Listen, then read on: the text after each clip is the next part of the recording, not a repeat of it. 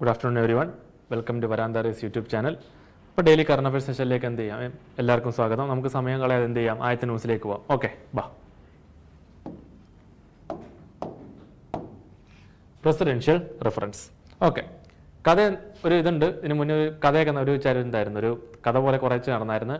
എന്തായിരുന്നു, കഴിഞ്ഞ ആഴ്ച ഞാൻ പറഞ്ഞായിരുന്നു, സുപ്രീം കോടതി എന്ത് ചെയ്യാൻ തുടങ്ങി, പ്രസിഡൻഷ്യൽ റെഫറൻസിന് വേണ്ടി എന്ത് ചെയ്ത്, പ്രസിഡന്റിന് എന്ത് ചെയ്ത് കാലാവധി തീരുമാനിച്ച്. പ്രസിഡന്റിനും ഗവർണർക്കും സ്റ്റേറ്റ് ബില്ലിന് എന്ത് കൊടുത്ത്, കാലാവധി കൊടുത്ത്.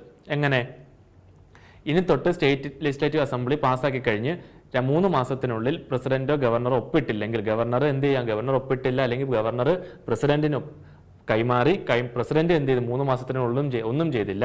ആ 3 മാസത്തിനൊന്നും ചെയ്തില്ലെങ്കിൽ അതെന്തായിട്ട് കണക്കാക്കും, ഡീംഡ് അസെന്റ്. അതായത് ഗവർണറുടെ ഒപ്പ് ആവശ്യമില്ലാതെ എന്താകും, ആ ബില്ല് ആക്ട് ആയിട്ട് മാറുമെന്ന് എന്ത് ചെയ്തു, സുപ്രീം കോടതി കഴിഞ്ഞ ഏപ്രിലിൽ വിധി പറഞ്ഞു. എന്നിട്ട് എന്ത് ചെയ്ത്, പ്രസിഡന്റ് എന്ത് ചെയ്ത്, ആർട്ടിക്കിൾ 143 എന്ത് ചെയ്ത്, അഡ്വൈസറി ജൂറിസ്ഡിക്ഷൻ ഓഫ് സുപ്രീം കോടതി എന്ത് ചെയ്യാം, പ്രസിഡന്റിന് എന്തെങ്കിലും സംശയം ഉണ്ടെങ്കിൽ സുപ്രീം കോടതിയോട് ചോദിക്കാം. അങ്ങനെ പ്രസിഡൻഷ്യൽ റെഫറൻസ് ഉപയോഗിച്ച് സുപ്രീം കോടതിയോട് എന്ത് ചോദിച്ച്, നിങ്ങൾക്കിങ്ങനെ സമയപരിധി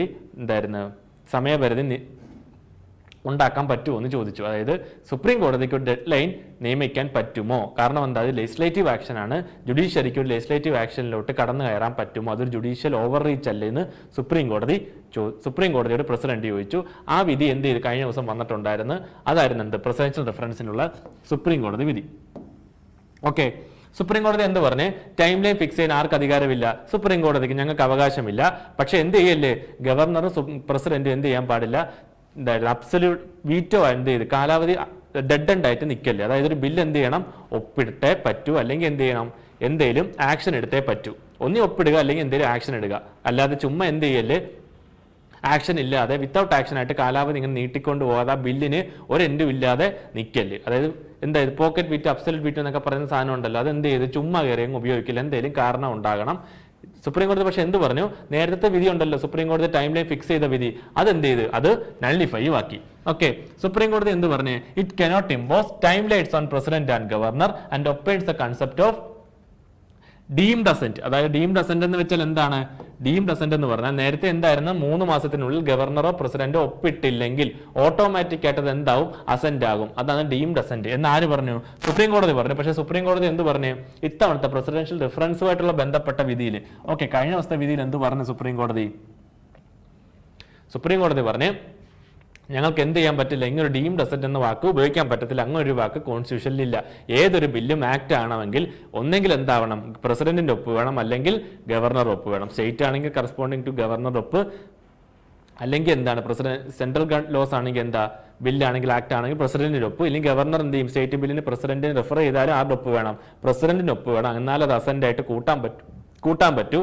അല്ലാതെ ഡീംഡ് അസെന്റ് എന്നൊരു വാക്ക് സുപ്രീം കോടതി ഏപ്രിലെ വിധി പറഞ്ഞിരുന്നു. പക്ഷെ ഇപ്പൊ എന്ത് ചെയ്തിട്ടില്ല, അത് ഏലിയൻ ആണ്. ഇപ്പൊ അങ്ങനെ ഒരു സാധനം ഇല്ല. അതെന്താണ്, ഏലിയൻ ടു കോൺസ്റ്റിറ്റ്യൂഷനുമായിട്ട് ബന്ധമില്ല. കോൺസ്റ്റിറ്റ്യൂഷൻ അത് എന്താണ്, ഒരു ഏലിയൻ ആയിട്ടായിരിക്കും അതുള്ള. ഡീംഡ് അസെന്റ് എന്ന് പറയുന്ന സാധനം എന്തല്ല, കോൺസ്റ്റിറ്റ്യൂഷനിൽ വാലിഡ് അല്ലെന്ന് ആര് തന്നെ പറഞ്ഞു, സുപ്രീം കോടതി പറഞ്ഞു. അതായത് സുപ്രീം കോടതിക്ക് എന്ത് ചെയ്യാം, സ്വന്തം വിധി റീറൈറ്റ് ചെയ്യാം. നിങ്ങൾ കൊളീജിയം സിസ്റ്റം ഉണ്ടല്ലോ, ഫസ്റ്റ് കേസ് മാറി സെക്കൻഡ് വന്നു, സെക്കൻഡ് എന്ത് ചെയ്ത് തേർഡ് ജഡ്ജസ് കേസായി. ഇതൊക്കെ ആരാ പറഞ്ഞത്, സുപ്രീം കോടതി തന്നെ. സുപ്രീം കോടതി എന്ത് ചെയ്ത്, സുപ്രീം കോടതി വിധി ആർക്ക് തന്നെ വിധി മാറ്റാം, സുപ്രീം കോടതിക്ക് മാറ്റാം. ഓക്കെ, ചിലപ്പോൾ ആദ്യം പറഞ്ഞ എന്തായിരിക്കാം, ഇപ്പൊ ഗോലക്നാഥ് കേസിൽ പ്രിയാമ്പിൾ പാർട്ടല്ല, ഫണ്ടമെന്റൽ റൈറ്റ്സ് അമെന്റ് ചെയ്യാൻ പറ്റില്ല എന്നൊക്കെ പറഞ്ഞു. പക്ഷെ കേശവാനന്ദ എന്ത് പറഞ്ഞു, ഫണ്ടമെന്റൽ റൈറ്റ്സ് അമെന്റ് ചെയ്യാം, ബേസിക് ആക്ഷൻ ഡോക്ടറിനെ മാറ്റാൻ പറ്റാത്തതായിട്ടുള്ളൂ. പ്രിയാമ്പിൾ എന്തിന്റെ പാർട്ട് തന്നെ, കോൺസ്റ്റിറ്റ്യൂഷന്റെ പാർട്ട് എന്ന് ആര് തന്നെ പറഞ്ഞു, രണ്ടും എന്താ പറഞ്ഞത്, സുപ്രീം കോടതി തന്നെ പറഞ്ഞത് അല്ലേ. പക്ഷേ എന്താണ്, സുപ്രീം കോടതി വിധി മാറ്റാം. പക്ഷെ എന്ത് ചെയ്യണം, ബാക്കിയുള്ളവർക്ക് അനുസരിച്ചേ പറ്റൂ. അല്ല സുപ്രീം കോടതി വിധി മാതിയെന്നും പറഞ്ഞാൽ അനുസരിക്കാതിരിക്കാൻ പറ്റില്ല.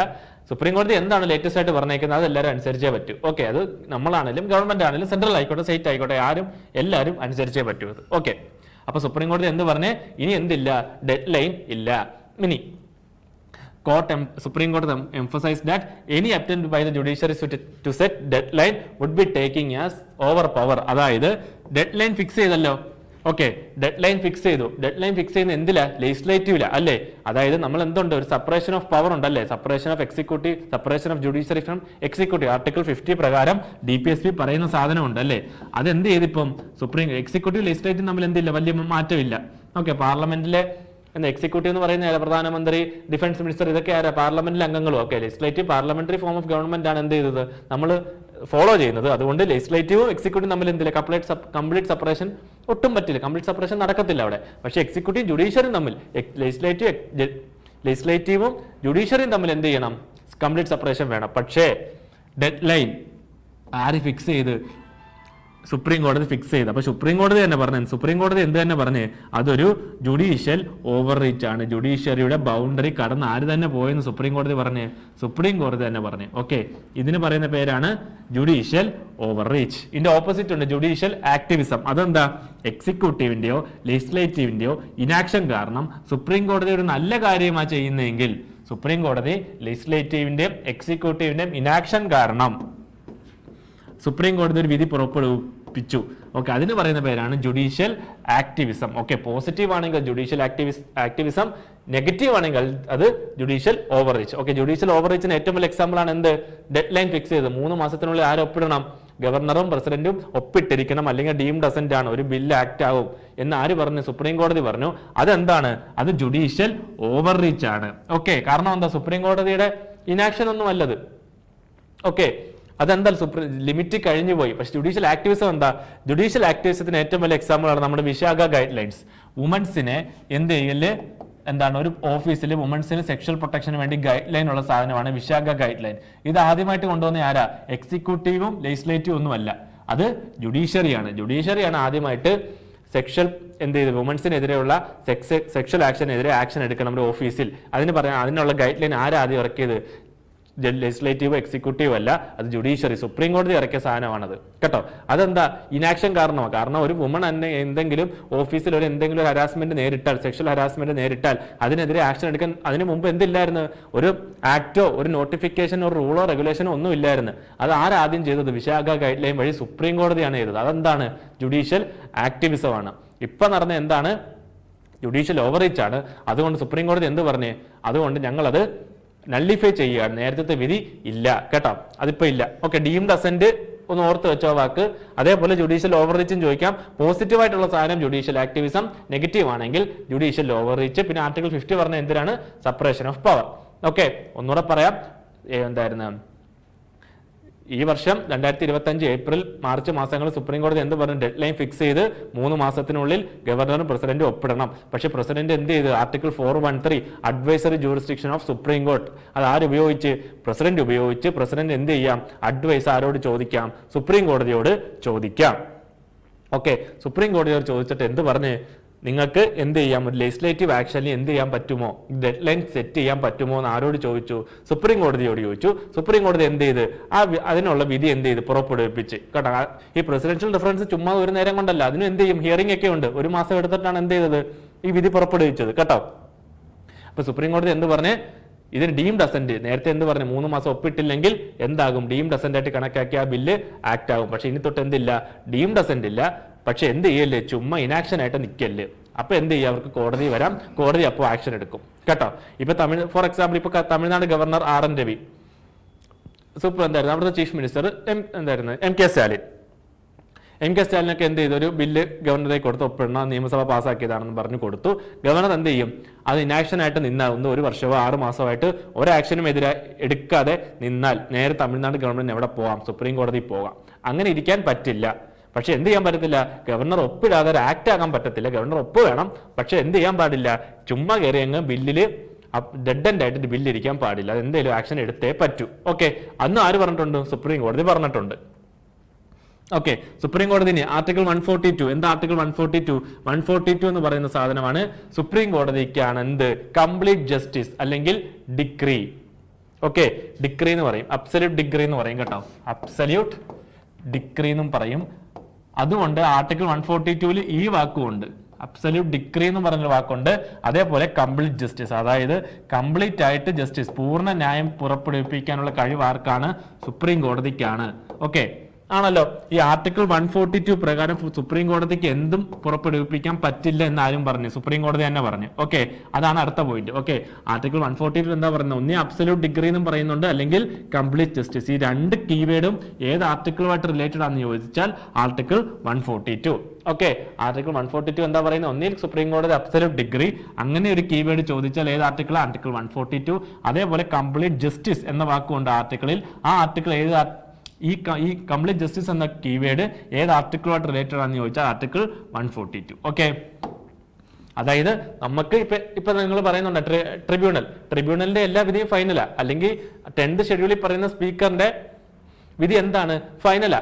പക്ഷെ എന്ത് ചെയ്യാം? ആർട്ടിക്കിൾ 142 ഉപയോഗിച്ചാണ് എന്ത് പോകുന്നത്? നമ്മളൊക്കെ സുപ്രീം കോടതി പോകുന്നത്. ഓക്കെ, കാരണം അത് കംപ്ലീറ്റ് ജസ്റ്റിസ് കൊടുക്കുന്ന ആരാണ്? സുപ്രീം കോടതിയാണ്. ഓക്കെ, അതായത് സ്പീക്കർ പറയുന്നത്, നമ്മൾ എന്താ 52nd അമെന്റ്മെന്റിൽ പറയുന്നത്, ഫൈനൽ ഡിസൈഡിങ് അതോറിറ്റി എന്താണ്? സ്പീക്കറാണ്. 10th ഷെഡ്യൂളിൽ ഒരാൾ കൂറുമാറ്റം നടത്തി സ്പീക്കർ തീരുമാനിക്കും അസാധുവാണോ സാധുവാണോ അയാളെന്ന്. ഓക്കെ, പക്ഷെ നമ്മൾ നേരെ എളുപ്പം സുപ്രീം കോടതി പോകും. കാരണം എന്താ? ആർട്ടിക്കിൾ 142 പ്രകാരമാണ്. ഓക്കെ, ആർട്ടിക്കിൾ 142 പ്രകാരം എന്ത് ചെയ്യാൻ പാടില്ല?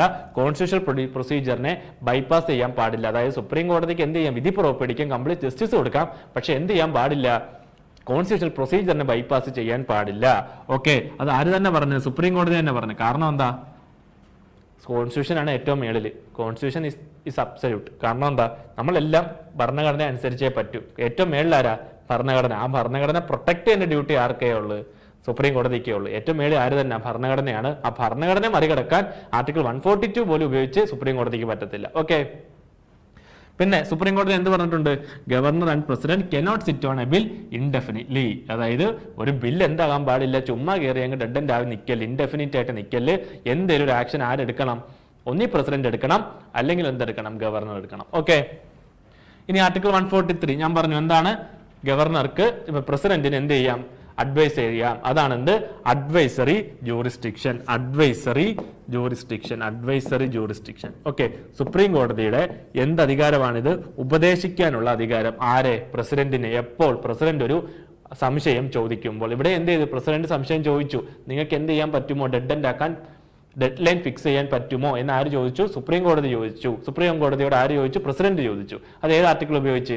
ആർട്ടിക്കിൾ 143. ഈ 143 എന്താ? മറ്റേ എല്ലാവർക്കും അറിയാലോ 143 എന്താണ്? സുപ്രീം കോടതി കോഡാണിത് 143. ഇതെന്താ സംഭവം?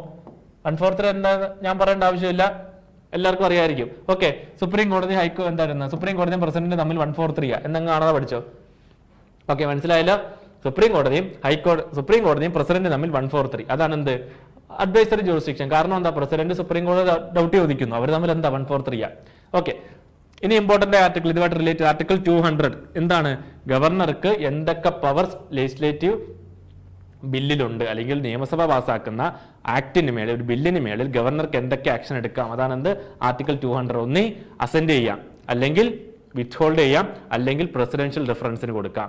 ഒന്നി അസെന്റ് ചെയ്യാം, അല്ലെങ്കിൽ വിത്ത്ഹോൾഡ് ചെയ്യാം, അല്ലെങ്കിൽ എന്ത് ചെയ്യാം? പ്രസിഡൻഷ്യൽ റെഫറൻസിന് കൊടുക്കാം. പിന്നെ എന്ത് ചെയ്യാം? റിട്ടേൺ കൊടുക്കാം. പക്ഷെ എന്ത് ചെയ്യാൻ പറ്റില്ല? മണി ബില്ല് കൊടുക്കാൻ പറ്റില്ല. മണി ബില്ല് എന്ത് ചെയ്യാൻ പറ്റത്തില്ല? റിട്ടേൺ കൊടുക്കാൻ പറ്റില്ല. ഇനി ആർട്ടിക്കിൾ 201 എന്താ? പ്രസിഡന്റിന് ഒരു സ്റ്റേറ്റ് ലെജിസ്ലേറ്റീവ് അസംബ്ലിയിലെ പാസ്സാക്കിയ ഒരു ആക്ടിൽ എന്തൊക്കെ ചെയ്യാം?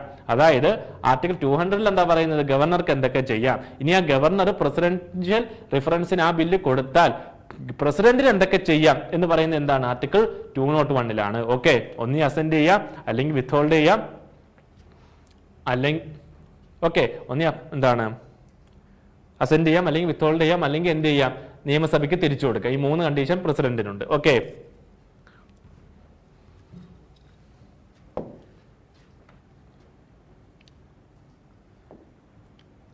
ഇതാണ് ഞാൻ പറഞ്ഞ സാധനം. ആർട്ടിക്കിൾ 200 പ്രകാരം ഗവർണർക്ക് എന്തൊക്കെ ചെയ്യാം? ഒന്നി അസെന്റ് കൊടുക്കാം, അല്ലെങ്കിൽ എന്ത് ചെയ്യാം? വിത്ത്ഹോൾഡ് ചെയ്യാം, അല്ലെങ്കിൽ എന്ത് ചെയ്യാം? പ്രസിഡൻഷ്യൽ കൺസിഡറിന് കൊടുക്കാം. ഓക്കെ, ഇനിയൊരു കാര്യം, പ്രസിഡന്റ് എന്തൊക്കെ ചെയ്യാം? റിട്ടേണും ചെയ്യാം. പ്രസിഡന്റ് എന്തൊക്കെ ചെയ്യാം? ഒന്നി അസെന്റ് ചെയ്യാം, അല്ലെങ്കിൽ എന്ത് ചെയ്യാം? വിത്ത്ഹോൾഡ് ചെയ്യാം, അല്ലെങ്കിൽ എന്ത് ചെയ്യാം? റിട്ടേൺ കൊടുക്കാം. പക്ഷെ വ്യത്യാസം ഞാൻ പറഞ്ഞുതരാവേ. ഓക്കെ, ആർട്ടിക്കിൾ 200 പ്രകാരം എന്ത് ചെയ്തു? നിയമസഭ എന്ത് ചെയ്ത്? ഒരു ബില്ല് ഗവർണർക്ക് കൊടുത്ത്, ഗവർണർക്ക് എന്ത് ചെയ്യാം? ഒന്നി അസെന്റ് ചെയ്യാം, അല്ലെങ്കിൽ വിത്ത്ഹോൾഡ് ചെയ്യാം, അല്ലെങ്കിൽ റിട്ടേൺ കൊടുക്കാം. മണി ബില്ല് പറ്റത്തില്ല. മണി ബിൽ എന്താ? ഗവർണറുടെ അനുവാദത്തോടെ തന്നെ മണി ബിൽ എന്ത് ചെയ്യും? ഇപ്പൊ money bill Tamil Nadu legislative assembly എന്തായാലും അവതരിപ്പിക്കാൻ പോവാ നിയമസഭയിൽ. അതെന്താ? ഗവർണറുടെ ഓട്ടോമാറ്റിക് എന്ത് ചെയ്യും? ഗവർണർ എന്താ? സമ്മതത്തോടു കൂടി ഗവർണറിന്റെ ഒപ്പ് നേരത്തെ മേടിച്ചിട്ടാണ് മണി ബില്ല് ഓൾറെഡി നിയമസഭയിൽ വരുന്നത് അല്ലേ? അതായത് തമിഴ്നാട് ഗവർണറിന്റെ ഒപ്പ് നേരത്തെ അനുവാദത്തോടു കൂടി, നേരത്തെ ഒപ്പിട്ട് അനുവാദത്തോടു കൂടിയാണ് എന്ത് മണി ബില്ല് നിയമസഭയെ പോലെ അവതരിപ്പിക്കുന്നത്. അതിന് എന്ത് ചെയ്യാൻ പറ്റത്തില്ല? റിട്ടേൺ ചെയ്യാൻ പറ്റത്തില്ല. അതായത് വിത്ത്ഹോൾഡ് ചെയ്യാൻ പറ്റും, അസെൻഡ് ചെയ്യാൻ പറ്റും, പ്രസിഡന്റിന്റെ കൺസിഡറേഷന് വെക്കാൻ പറ്റും എന്ത്? Money bill. പക്ഷെ മണി ബില്ല് എന്ത് ചെയ്യാൻ പറ്റത്തില്ല? റിട്ടേൺ ചെയ്യാൻ പറ്റത്തില്ല. ബാക്കിയുള്ള ബില്ലുകൾ ഗവർണറിന് അസെൻഡ് ചെയ്യാം, വിത്ത്ഹോൾഡ് ചെയ്യാം, റിട്ടേൺ ചെയ്യാം. അതേപോലെ എന്താണ്? പ്രസിഡന്റ് കൺസിഡറേഷന് വെക്കാം. ഓക്കെ, ഇത് ഏത് ആർട്ടിക്കിളിലാണ് പറയുന്നത്? ആർട്ടിക്കിൾ 200 പറയുന്നത്. ആർട്ടിക്കിൾ 200 എന്ത് പറയുന്നത്? ഗവർണർക്ക് എന്തൊക്കെ പവർ ഉണ്ടോ ഒന്നുകൂടെ പറയാം. സാധാ ഒരു ബില്ലാണെങ്കിൽ ഗവർണർക്ക് എന്ത് ചെയ്യാം? അസെൻഡ് ചെയ്യാം, വിത്ത്ഹോൾഡ് ചെയ്യാം, റിട്ടേൺ ചെയ്യാം, പിന്നെ എന്ത് ചെയ്യാം? പ്രസിഡന്റിന്റെ കൺസിഡറേഷന് വെക്കാം. ഓക്കെ, ഇനി അത് മണി ബില്ലാണെങ്കിൽ റിട്ടേൺ ചെയ്യാൻ പറ്റില്ല. കാരണം എന്താ? മണി ബില്ല് ഓൾറെഡി ഗവർണറുടെ അനുവാദത്തോടു കൂടിയാണ് എന്ത് ചെയ്യുന്നത്? ലെജിസ്ലേറ്റീവ് അസംബ്ലിയിലേക്ക് സമർപ്പിച്ചത്. ഓക്കെ, അത് അവതരിപ്പിച്ചത്. അപ്പൊ എന്ത് ചെയ്യാൻ പറ്റത്തില്ല? ഇനി ഒന്നുകൂടെ റിട്ടേൺ ചെയ്യാൻ പറ്റില്ല. മണി ബില്ലിലാണെങ്കിൽ അതിന് അസെൻഡ് ചെയ്യാം, ഗവർണർക്ക് അസെൻഡ് ചെയ്യാം, വിത്ത്ഹോൾഡ് ചെയ്യാം, റിട്ടേൺ ചെയ്യാൻ പറ്റുമോ? ഇല്ല. പ്രസിഡന്റിന്റെ കൺസിഡറേഷനും വെക്കാം. ഓക്കെ, ഇനി റിട്ടേൺ ചെയ്ത് ഇപ്പൊ സാധാ ബില്ല്, മണി ബില്ല് റിട്ടേൺ ചെയ്യാൻ പറ്റത്തില്ല. സാധാ ബില്ല് എന്ത് ചെയ്ത്? റിട്ടേൺ ചെയ്ത്. ഒരു സാധാ ഒരു ബില്ലാണെങ്കിൽ ഗവർണർക്ക് എന്ത് ചെയ്യാം? റിട്ടേൺ ചെയ്യാം. ആർക്ക്? ലെജിസ്ലേച്ചറിനെ റിട്ടേൺ ചെയ്ത്. ലെജിസ്ലേച്ചർ അത് എന്ത് ചെയ്യും? പിന്നെയും പാസ്സാക്കി വിട്ടാൽ ഗവർണർക്ക് എന്ത് ചെയ്യാനേ പറ്റൂ? അസെൻഡ് ചെയ്യാനേ പറ്റൂ. അതായത് മണി ബില്ല് റിട്ടേൺ ചെയ്യാൻ പറ്റത്തില്ല. സാധാ ഒരു ബില്ലിന് റിട്ടേൺ ചെയ്താൽ എന്ത് ചെയ്യണം? റിട്ടേൺ ചെയ്ത് നിയമസഭ അത് പിന്നെയും പാസ്സാക്കി ഗവർണർക്ക് തിരിച്ചു കൊടുത്താൽ ഗവർണർക്ക് ഇനി ഒറ്റ ഓപ്ഷനേ ഉള്ളൂ, ഈ സാധനം. പിന്നെ അവിടെ വിത്ത്ഹോൾഡും പ്രസിഡൻഷ്യൽ കൺസിഡറേഷൻ ഒന്നുമില്ല. ഓക്കെ, പിന്നെ അവിടെ എന്തില്ല? പ്രസിഡൻഷ്യൽ കൺസിഡറേഷൻ വിത്ത്ഹോൾഡ് ഒന്നുമില്ല. എന്തേ ഉള്ളു? അസെൻഡ് ചെയ്യാൻ മാത്രമേ ഉള്ളൂ ഗവർണറിന്റെ ഓപ്ഷൻ. ഇനി ഗവർണർ എന്ത് ഉപയോഗിച്ച്? ഒരു സാധാ ഒരു ബില്ല് അല്ലെങ്കിൽ ഒരു മണി ബില്ല് എന്ത് ചെയ്ത്? പ്രസിഡൻഷ്യൽ കൺസിഡറേഷന് വിട്ട്. പ്രസിഡന്റ് എന്തൊക്കെ ഓപ്ഷൻ ഉണ്ട്? റിട്ടേൺ ചെയ്യാം, വിത്ത്ഹോൾഡ് ചെയ്യാം, അസെൻഡ് ചെയ്യാം. ഓക്കെ, സാധാ ബില്ലാണെങ്കിൽ അസെൻഡ് ചെയ്ത് എന്ത് ചെയ്യാം? വിത്ത്ഹോൾഡും ചെയ്യാം. ഓക്കെ, ഇനി റിട്ടേൺ അടിച്ച് സാധാ ഒരു ബില്ല് പ്രസിഡന്റ് എന്ത് ചെയ്യും? റിട്ടേൺ അടിച്ച് തമിഴ്നാട് ലെജിസ്ലേറ്റീവ് അസംബ്ലിക്ക് റിട്ടേൺ അടിച്ച് ലെജിസ്ലേറ്റീവ് അസംബ്ലി തിരിച്ച് പാസ്സാക്കി. പ്രസിഡന്റ് എന്ത് ചെയ്യാം? ഒപ്പിടാം, ഒപ്പിടാതിരിക്കാം. അവിടെ ഗവർണർക്ക് ഓപ്ഷൻ ഒറ്റൊരെണ്ണേ ഉള്ളൂ. പക്ഷെ പ്രസിഡന്റ് ആണെങ്കിൽ അവിടെ എന്ത് ചെയ്യാം? ഒന്നി അസെൻഡ് ചെയ്യാം, അല്ലെങ്കിൽ ഒപ്പിടാതിരിക്കാം. ഓക്കെ, ഇനി മണി ബില്ലാണ് ഗവർണർ പ്രസിഡന്റിന് വേണ്ടി റിസർവ് ചെയ്ത് വെച്ചേക്കുന്നതെങ്കിൽ അവിടെ എന്ത് ചെയ്യാൻ പറ്റത്തില്ല? റിട്ടേൺ ചെയ്യാൻ പറ്റില്ല. മണി ബില്ല് ഓൾറെഡി ഗവർണറുടെ സമ്മതത്തോടു കൂടി വന്നതല്ലേ? ഗവർണർ ഇനി പ്രസിഡന്റിനെ കൊടുത്താലും പ്രസിഡന്റ് എന്ത് ചെയ്യാൻ പറ്റത്തില്ല?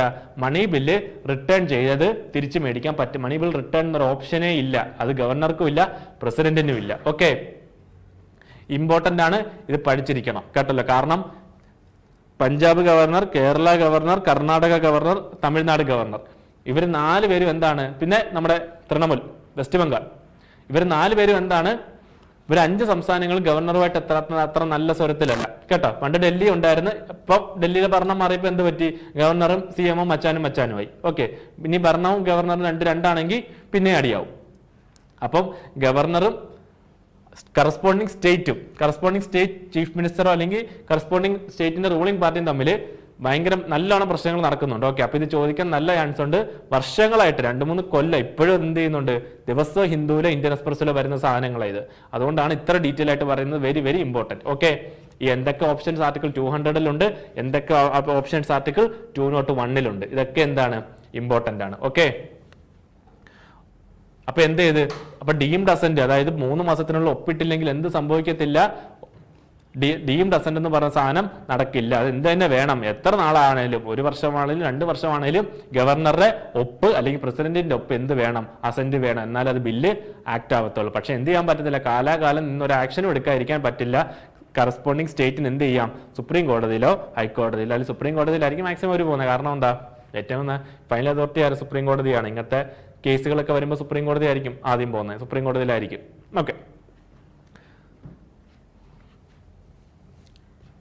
അപ്പൊ സുപ്രീം കോടതി എന്ത് പറഞ്ഞു? ഡെഡ് ലൈൻ വെക്കാൻ ഞങ്ങൾക്ക് അധികാരമില്ല. ഡെഡ് ലൈൻ വെക്കാൻ ഞങ്ങൾക്ക് ഒരു അധികാരമില്ല. കാരണം എന്താണ്? അതൊരു ജുഡീഷ്യൽ ഓവർ റീച്ച് ആണ്. എന്തിനു മേലെ? ലെജിസ്ലേറ്റീവിന് മേളിലുള്ള നിയമനിർമ്മാണ സഭയ്ക്ക് മേളിലുള്ള ഒരു ജുഡീഷ്യൽ ഓവർറീച്ച് ആണ് അത് ജുഡീഷ്യൽ ആക്ടിവിസം അല്ല, അതൊരു ജുഡീഷ്യൽ ഓവർറീച്ച് ആണ്. ഓക്കെ, പോസിറ്റീവ് ആണെങ്കിൽ ആക്ടിവിസം, നെഗറ്റീവ് ആണെങ്കിൽ എന്താണത്? ഓവർറീച്ച് ആണ്. ഓക്കെ ആണല്ലോ. ആർട്ടിക്കിൾ 142 എന്താണ്? ഒന്നീ അബ്സല്യൂട്ട് ഡിഗ്രി ആണ്, ഡിഗ്രി അല്ല, ഡിഗ്രി, DECREE കേട്ടോ, അല്ലെങ്കിൽ കംപ്ലീറ്റ് ജസ്റ്റിസ്. ഓക്കെ, രണ്ട് വാക്കും ഏത് ആർട്ടിക്കിളോട് റിലേറ്റഡ് ആണെന്ന് ചോദിച്ചാൽ ആർട്ടിക്കിൾ 142. അതായത് കംപ്ലീറ്റ് ജസ്റ്റിസ് ഈ രാജ്യത്ത് നടപ്പാക്കാനുള്ള അധികാരം ആർക്കാണ്? സുപ്രീം കോടതിക്കാണ്.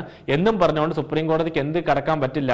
ഭരണഘടനയുടെ പ്രൊസീജിയർ എന്ത് ചെയ്യാൻ പറ്റത്തില്ല? മറികടക്കാൻ ആർക്ക് പറ്റില്ല? സുപ്രീം കോടതിക്ക് പറ്റില്ല എന്ന് ആര് തന്നെ പറഞ്ഞ്? സുപ്രീം കോടതി തന്നെ പറഞ്ഞ് ഞങ്ങൾക്ക് ലിമിറ്റ് ഉണ്ട്. ഓക്കെ, നമുക്ക് 142 ഉപയോഗിച്ച് എന്തും ചെയ്യാനുള്ള അധികാരം ഇല്ല. പക്ഷേ സുപ്രീം കോടതി എന്തും പറഞ്ഞു? പ്രസിഡന്റിനും ഗവർണറിനും ബില്ലിന് ഇൻഡെഫിനിറ്റ് ആയിട്ട് ഇരിക്കാൻ പാടില്ല. അതായത് ഒപ്പിടാതെ കാലാകാലം വെച്ചോണ്ടിരുന്ന് ഒരു കാര്യവുമില്ല, അതിനെതിരെ ആക്ഷൻ എടുത്തിരിക്കും ഞങ്ങൾ. ഓക്കെ, ആർട്ടിക്കിൾ 143 എന്താ? Presidential reference. അതായത് പ്രസിഡന്റും ഗവർണറും സുപ്രീം കോടതിയും തമ്മിൽ 143 ആണ്. അതായത് പ്രസിഡന്റിന് എന്തെങ്കിലും സംശയം ഉണ്ടെങ്കിൽ ആരോട് ചോദിക്കാം? സുപ്രീം കോടതിയോട് ചോദിക്കാം. അതാണ് എന്ത്? Presidential reference, article 143. ഇനി ആർട്ടിക്കിൾ 200 എന്താണ്? ഗവർണർക്ക് എന്തൊക്കെ ഓപ്ഷൻസ് ഉണ്ട്? ഒരു ബില്ല് നിയമനിർമ്മാണ സഭ കഴിഞ്ഞ്, ലെജിസ്ലേറ്റീവ് അസംബ്ലി കഴിഞ്ഞ് എന്തൊക്കെ ചെയ്യാം ഗവർണറിന് എന്ന് പറയുന്ന ആർട്ടിക്കിൾ 200. അന്ന് ഈ ഗവർണർ ഇനി പ്രസിഡന്റിന്റെ റിസർവിന് എന്തൊക്കെ റിസർവ് ചെയ്തു എങ്കിൽ പ്രസിഡന്റിന് എന്തൊക്കെ ചെയ്യാം എന്ന് പറയുന്ന ആർട്ടിക്കിൾ 201. ഓക്കെ ആണല്ലോ. ഇമ്പോർട്ടന്റ് ആണ്, പഠിക്കാം, പഠിച്ചേ പറ്റൂ.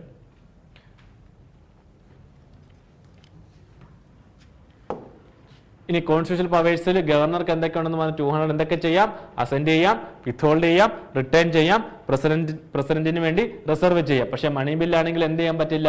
റിട്ടേൺ ചെയ്യാൻ പറ്റില്ല. ഇനി സാധാ ഒരു ബില്ല് റിട്ടേൺ ചെയ്ത് തിരിച്ച് ബില്ല് എന്ത് ചെയ്ത് ലെജിസ്ലേറ്റീവ് അസംബ്ലി പാസ്സാക്കി തിരിച്ച് ഗവർണറെ വിട്ടാൽ ഗവർണർക്ക് ഇനി എന്ത് ഓപ്ഷനേ ഉള്ളൂ? അസെൻഡ് ചെയ്യാനേ പറ്റൂ. ഇനി ഗവർണർ എന്ത് ഓപ്ഷൻ ഉപയോഗിച്ച്? പ്രസിഡന്റിന് റിസർവ് ചെയ്യാനുള്ള ഓപ്ഷൻ ഉപയോഗിച്ചാൽ പ്രസിഡന്റ് എന്തൊക്കെ ചെയ്യാം? അസെൻഡ് ചെയ്യാം, വിത്ത്ഹോൾഡ് ചെയ്യാം, റിട്ടേൺ ചെയ്യാം. ഓക്കെ, പക്ഷേ മണി ബിൽ എന്ത് ചെയ്യാൻ പറ്റത്തില്ല? പ്രസിഡന്റിന് റിട്ടേൺ ചെയ്യാൻ പറ്റില്ല.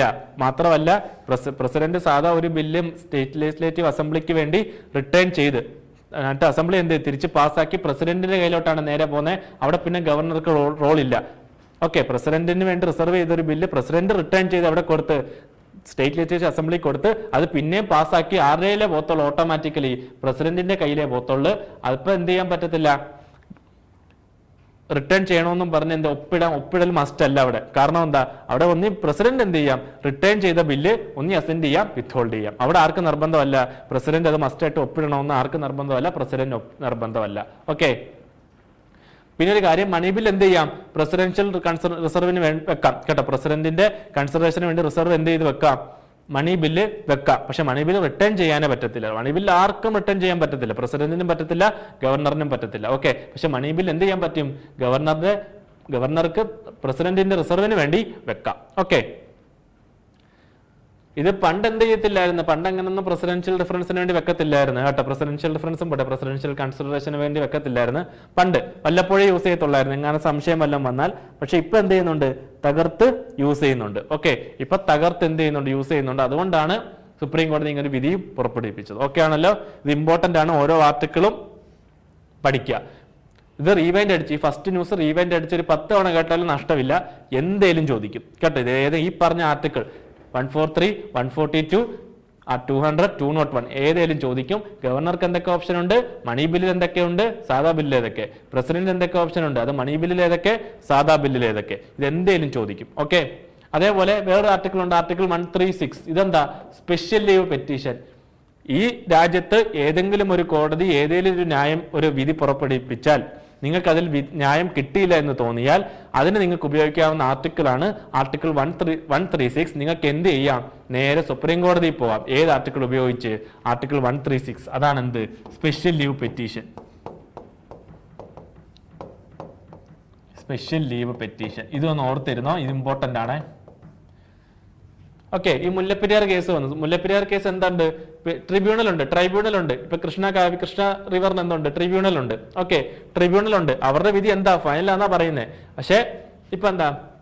കാവേരി തമിഴ്നാടിന് ന്യായം കിട്ടി, കർണാടകയ്ക്ക് ന്യായം കിട്ടിയില്ല എന്ന് വെക്കുക. കർണാടകയ്ക്ക് നേരെ എവിടെ പോവാം? സുപ്രീം കോടതി പോവാം. ഏത് ആർട്ടിക്കിൾ ഉപയോഗിച്ച്? ഒന്ന് ആർട്ടിക്കിൾ 142 കംപ്ലീറ്റ് ജസ്റ്റിസ്. രണ്ട് ഏതാ? 136. അതെന്താ? സ്പെഷ്യൽ ലീവ് പെറ്റീഷൻ എന്ന് പറയും. ഓക്കെ, ഇതൊന്ന് ഓർത്തിരുന്നോ? എക്സ്ട്രാ ഒരു ഫാക്ട് പറഞ്ഞേ, കട്ടെ എല്ലാവരും രക്ഷപ്പെടട്ടെ. ഓക്കെ ആണല്ലോ. പ്രസിഡൻഷ്യൽ ഡിഫറൻസ് കഴിഞ്ഞു. ഇമ്പോർട്ടൻ്റ് ആണ്. Constitutional bill 131 bill. Okay, 106 constitutional act വരെ എത്തിയിട്ടുണ്ട്. അത് ബില്ലായി കേട്ടോ.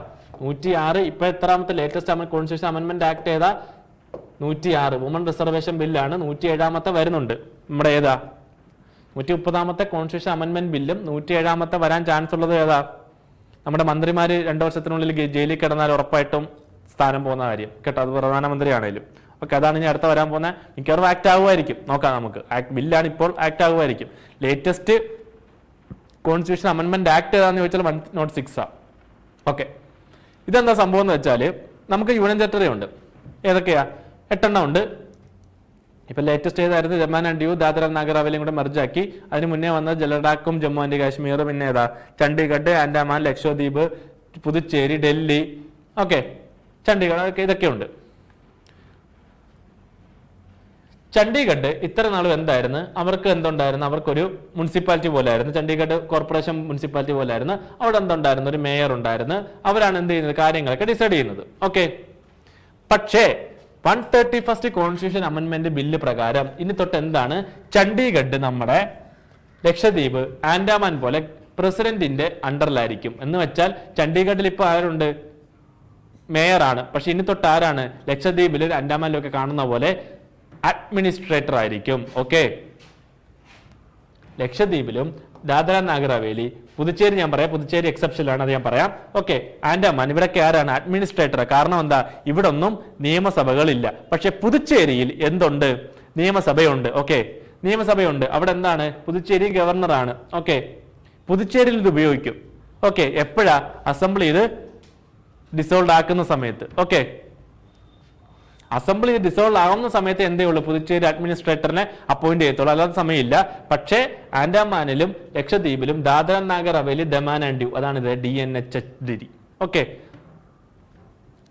ഓക്കെ, ഇവിടെ എന്തുണ്ട്? അഡ്മിനിസ്ട്രേറ്റർ ആയിരിക്കും. അതായത് ഇനി തൊട്ട് ചണ്ഡീഗഡ് ആരുടെ അണ്ടറിലായിരിക്കും? പ്രസിഡന്റിന്റെ റൂൾസ് ആൻഡ് റെഗുലേഷൻസിന്റെ അണ്ടറിലായിരിക്കും. ഓക്കെ, ഏത് ആർട്ടിക്കിൾ ഉപയോഗിച്ച്? ആർട്ടിക്കിൾ 240 3 തവണ 4 തവണ കാണാതെ പഠിക്കുക. ആർട്ടിക്കിൾ 240 ഉപയോഗിച്ച് എന്ത് ചെയ്യും? പ്രസിഡന്റിന് ഡയറക്റ്റ് റൂൾസ് ഫ്രെയിം ചെയ്യും. ഓക്കെ, ഡയറക്റ്റ് എന്ന് പറയുന്നത് ആരാണ്? ക്യാബിനറ്റ് ആയിരിക്കും. പ്രസിഡന്റ് എന്തൊരു ആക്ഷൻ എടുക്കണമെങ്കിലും ആരൊപ്പിടണം? പ്രധാനമന്ത്രി. ക്യാബിനറ്റ് എന്തെങ്കിലും സമ്മതിച്ച കാര്യങ്ങൾ ഒപ്പിടാൻ ആർക്ക് പറ്റത്തുള്ളൂ? പ്രസിഡന്റിന് ഒപ്പിടാൻ പറ്റത്തുള്ളൂ. അല്ലാതെ ചുമ്മാ പ്രസിഡന്റിന് കൊള്ളാം, നല്ല കാര്യം, ഒപ്പിട്ടേക്കാം, ഇതല്ല. രാവിലെ എണീറ്റ് കണ്ണു തുറക്കുന്നു, പ്രസിഡന്റ് ഒപ്പിടുന്നു, ഇതല്ല നടക്കുന്നത്. പ്രസിഡന്റ് എന്താ? ഡീറ്റെയിൽ ആയിട്ട് ക്യാബിനറ്റ് കൂടി അവർ പറയുന്ന സാധനങ്ങളെ പ്രസിഡന്റ് ഒപ്പിടാൻ പറ്റത്തുള്ളൂ. സ്വന്തം ഇഷ്ടപ്രകാരം പറ്റില്ല. സ്വന്തം ഇഷ്ടപ്രകാരം പറ്റുന്ന കേസുകളുണ്ട്. അതെപ്പോഴാണ്? ഭൂരിപക്ഷം ഇല്ലാത്ത സമയം. ഓക്കെ, അത് വേറെ. ഇപ്പൊ എന്തായാലും നടക്കുന്നില്ല. ഇപ്പൊ നല്ല ഭൂരിപക്ഷം ഉണ്ട് അത്യാവശ്യം മോദിജിക്ക്. ഓക്കെ, അപ്പോൾ ആർട്ടിക്കിൾ 240 പ്രകാരം ചണ്ഡീഗഡ് ഇനി എന്താകാൻ ചാൻസ് ഉണ്ടെന്നാ പറയുന്നത്? അതാണ് എന്ത്? 131 constitution amendment bill. Okay, article 240 പ്രകാരം ഇനി ചണ്ഡീഗഡ് എന്താകും? ഒരു പ്രസിഡന്റ് അണ്ടറിലുള്ള അഡ്മിനിസ്ട്രേഷൻ ആകുമെന്നാണ് ബില്ല്. വന്നാൽ പറയാം. വന്ന് ഇനി ആക്ട് ആവുകയാണെങ്കിൽ അപ്പോഴും നമ്മൾ 240 ഡിസ്കസ് ചെയ്യും. കാരണം അത് അപ്പോഴും ഇമ്പോർട്ടന്റ്. ഓക്കെ, ആർട്ടിക്കിൾ 240 എന്താ പറയുന്നത്? Article 240 of the Indian constitution explains the president's power to make regulation for selected union territories ensuring the peace progress governor. അതായത് ആർട്ടിക്കിൾ 240 അണ്ടറിൽ വരുന്ന എന്താണ്? യൂണിയൻ ടെറിട്ടറി പ്രസിഡന്റ് അണ്ടറിലായിരിക്കും. എന്തിന്? പീസും പ്രോഗ്രസും ഗവർണൻസും ഒക്കെ വരാൻ. ഓക്കെ,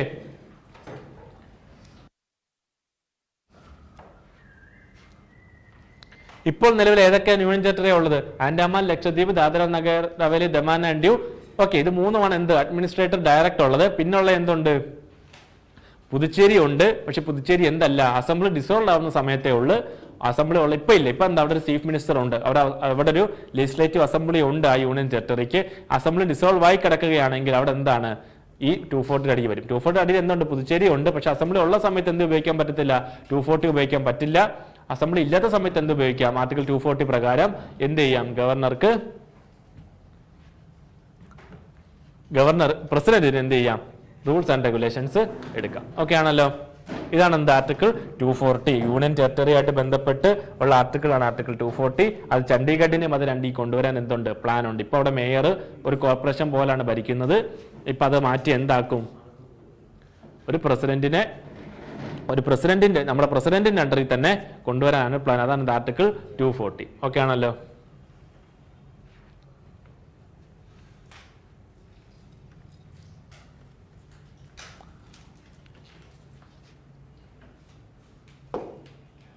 ഇനി ചണ്ഡീഗഡ് എപ്പോഴാണ് നമുക്ക് സ്വാതന്ത്ര്യം കിട്ടിയതിന് ശേഷമാണ് എന്ത് ചണ്ഡീഗഡ് വന്നത്. 6 നിർദ്ദേശപ്രകാരം അന്നത്തെ പ്രധാനമന്ത്രി, നമ്മുടെ ആദ്യത്തെ പ്രഥമ പ്രധാനമന്ത്രി ആയിരുന്നു ജവഹർലാൽ നെഹ്റുവിന് എന്ത് ഒരു ആഗ്രഹം ഉണ്ടായിരുന്നു, നമുക്ക് എന്ത് വേണം, ഇന്ത്യക്ക് ഒരു പ്ലാൻഡ് സിറ്റി വേണം, ഇന്ത്യക്ക് നല്ലൊരു പ്ലാൻഡ് സിറ്റി വേണം. അതുകൊണ്ട് എന്ത് ചെയ്യും, മോഡേൺ ഇന്ത്യയുടെ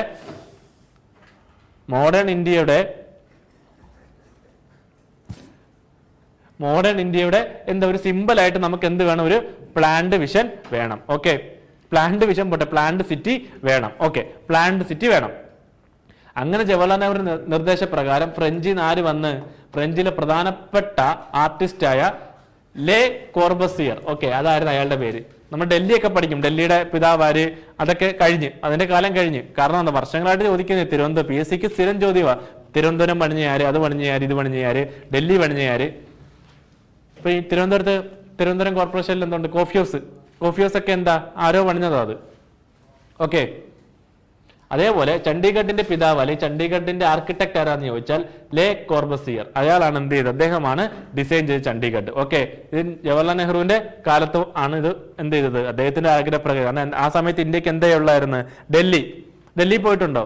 ഓൾഡ് ഡൽഹി ഉണ്ട്, ന്യൂഡൽഹി ഉണ്ട്. ന്യൂഡൽഹിയിലെ റോഡുകളെങ്കിലും ഓക്കെ എന്ന് പറയാം. ഓൾഡ് ഡൽഹി ഒക്കെ പോയിട്ടുണ്ട്, ജമാ മസ്ജിദ്, റെഡ് ഫോർട്ട്, അതൊക്കെ. അതെന്ന് പറയുന്നത് ചുമ്മാ അങ്ങ് പണിഞ്ഞ് എന്തൊക്കെയോ അല്ലേ, ഒരു പ്ലാനിങ് ഒന്നുമില്ല. മുംബൈ പ്ലാനിങ് ഇല്ല, കൊൽക്കത്ത പ്ലാൻഡ് അല്ല. പ്ലാൻഡ് ഉള്ള ഏതൊക്കെയാ, ചണ്ഡീഗഡ്, നവി മുംബൈ, പിന്നെ ഫോർട്ട് വെച്ച് അത്യാവശ്യം പ്ലാൻഡാ. നമ്മുടെ കൊച്ചി പ്ലാൻഡ് അല്ല, ഫോർട്ട് വെച്ച് പിന്നെയും പ്ലാൻഡാ കേട്ടോ. നമ്മുടെ നവി മുംബൈ, തിരുവനന്തപുരം പ്ലാൻഡാ. റോഡൊക്കെ വെള്ളക്കുഴി ഉണ്ട്, പക്ഷെ റോഡുകൾ തമ്മിൽ കണക്ടിവിറ്റി പ്ലാൻഡ് ആണ് തിരുവനന്തപുരത്തിന്റെ. കൊച്ചി അത്രയും പ്ലാൻഡ് അല്ല. ഏറ്റവും പ്ലാൻഡ് ആയിട്ടുള്ള 2 നഗരങ്ങളാണ് ഇന്ത്യയുടെ, ഒന്ന് നവി മുംബൈ, 2 ചണ്ഡീഗഡ് കേട്ടോ. ഓക്കെ, അപ്പൊ 131st കോൺസ്റ്റിറ്റ്യൂഷൻ അമെന്റ്മെന്റ് ബിൽ എന്തിനാ പറയുന്നത്, ചണ്ഡീഗഡുമായിട്ട് റിലേറ്റ് ചെയ്ത് ആർട്ടിക്കിൾ 240 അടിയിൽ എന്ത് കൊണ്ടുവരും, ചണ്ഡീഗഡ് കൊണ്ടുവരാനാണ് പ്ലാൻ. ഈ 240 അടിയിൽ ഏതെങ്കിലും ഒരു യൂണിയൻ ടെറിട്ടറി കൊണ്ടുവന്നാൽ അത് എന്ത് ചെയ്യാം, പ്രസിഡന്റിന്റെ ഡയറക്റ്റ് കൺട്രോളിലായിരിക്കും. ഓക്കെ, അവിടെ എന്ത് കാണും, ഇന്നത്തെ ഒരു അഡ്മിനിസ്ട്രേറ്റർ കാണും. ഓക്കെ, പുതുച്ചേരിയിലുണ്ട്, പക്ഷെ ഇപ്പൊ നിലവിലുള്ളത് എവിടെ, Andaman Lakshadweep, Dadra Nagar Haveli, Daman and Diu. Okay, Dadra Nagar Haveli, Daman and Diu എന്ന് പറയുന്നത് പണ്ട് 2 ആയിരുന്നു, പിന്നീട് 1 ആക്കി. ഓക്കെ, അങ്ങനെ 3 യൂണിയൻ ടെറിട്ടറിയിൽ എപ്പോഴും ഉണ്ട്, പക്ഷെ എന്തിനില്ല, പുതുച്ചേരിയിൽ എപ്പോഴും ഇല്ല. അസംബ്ലി ഡിസോൾവ് ചെയ്യുന്ന സമയത്ത് മാത്രമേ ഉള്ളൂ എന്ത്, ആർട്ടിക്കിൾ 240. ഓക്കെ ആണല്ലോ. ആർട്ടിക്കിൾ 240 ഇപ്പൊ എന്ത് കൊണ്ടുവരുന്നുണ്ട്, ചണ്ഡീഗഡിലും കൊണ്ടുവരാൻ പ്ലാൻ ഉണ്ട്. അതാണ് എന്ത്, 131st constitutional amendment bill. Act അല്ല, ബില്ലാണ്, പാസ്സായിട്ടില്ല. ഓക്കെ, ഈ അമെന്റ്മെന്റ് ഏത് പാർട്ടാ, പാർട്ട് 20, ആർട്ടിക്കിൾ 368. ഓക്കെ, എന്ത് വേണം, ഒന്ന് 2/3 ഓഫ് പ്രസന്റ് ആൻഡ് വോട്ടിംഗ്,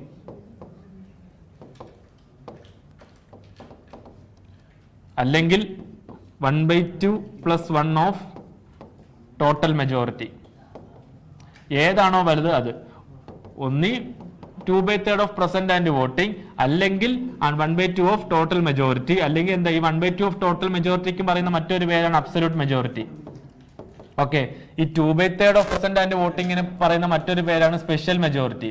ഒന്നി സ്പെഷ്യൽ മെജോറിറ്റി എടുക്കും, അല്ലെങ്കിൽ അബ്സല്യൂട്ട് മെജോറിറ്റി എടുക്കും. ഒരെണ്ണേ എടുക്കത്തുള്ളൂ.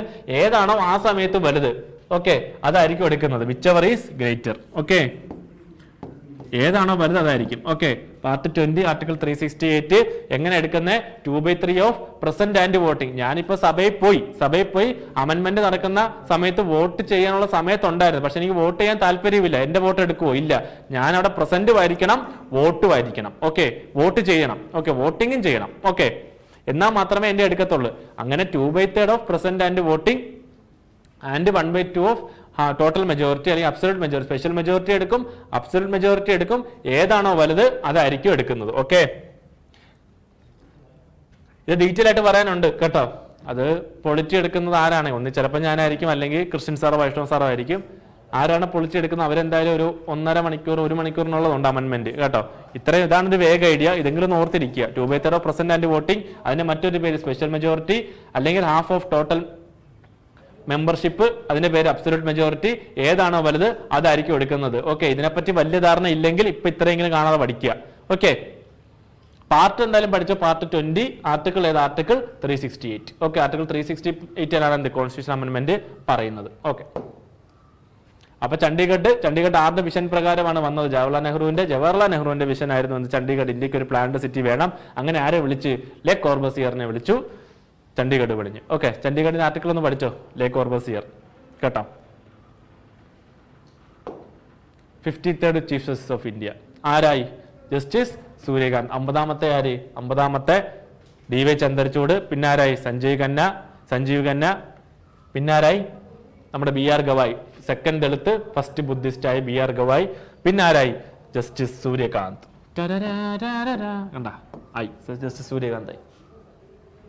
ജസ്റ്റിസ് സൂര്യകാന്ത് ആണ് എന്ത്? ഇപ്പോഴത്തെ ചീഫ് ജസ്റ്റിസ്, അല്ലെങ്കിൽ 53ാമത്തെ ചീഫ് ജസ്റ്റിസ് ഓഫ് ഇന്ത്യ.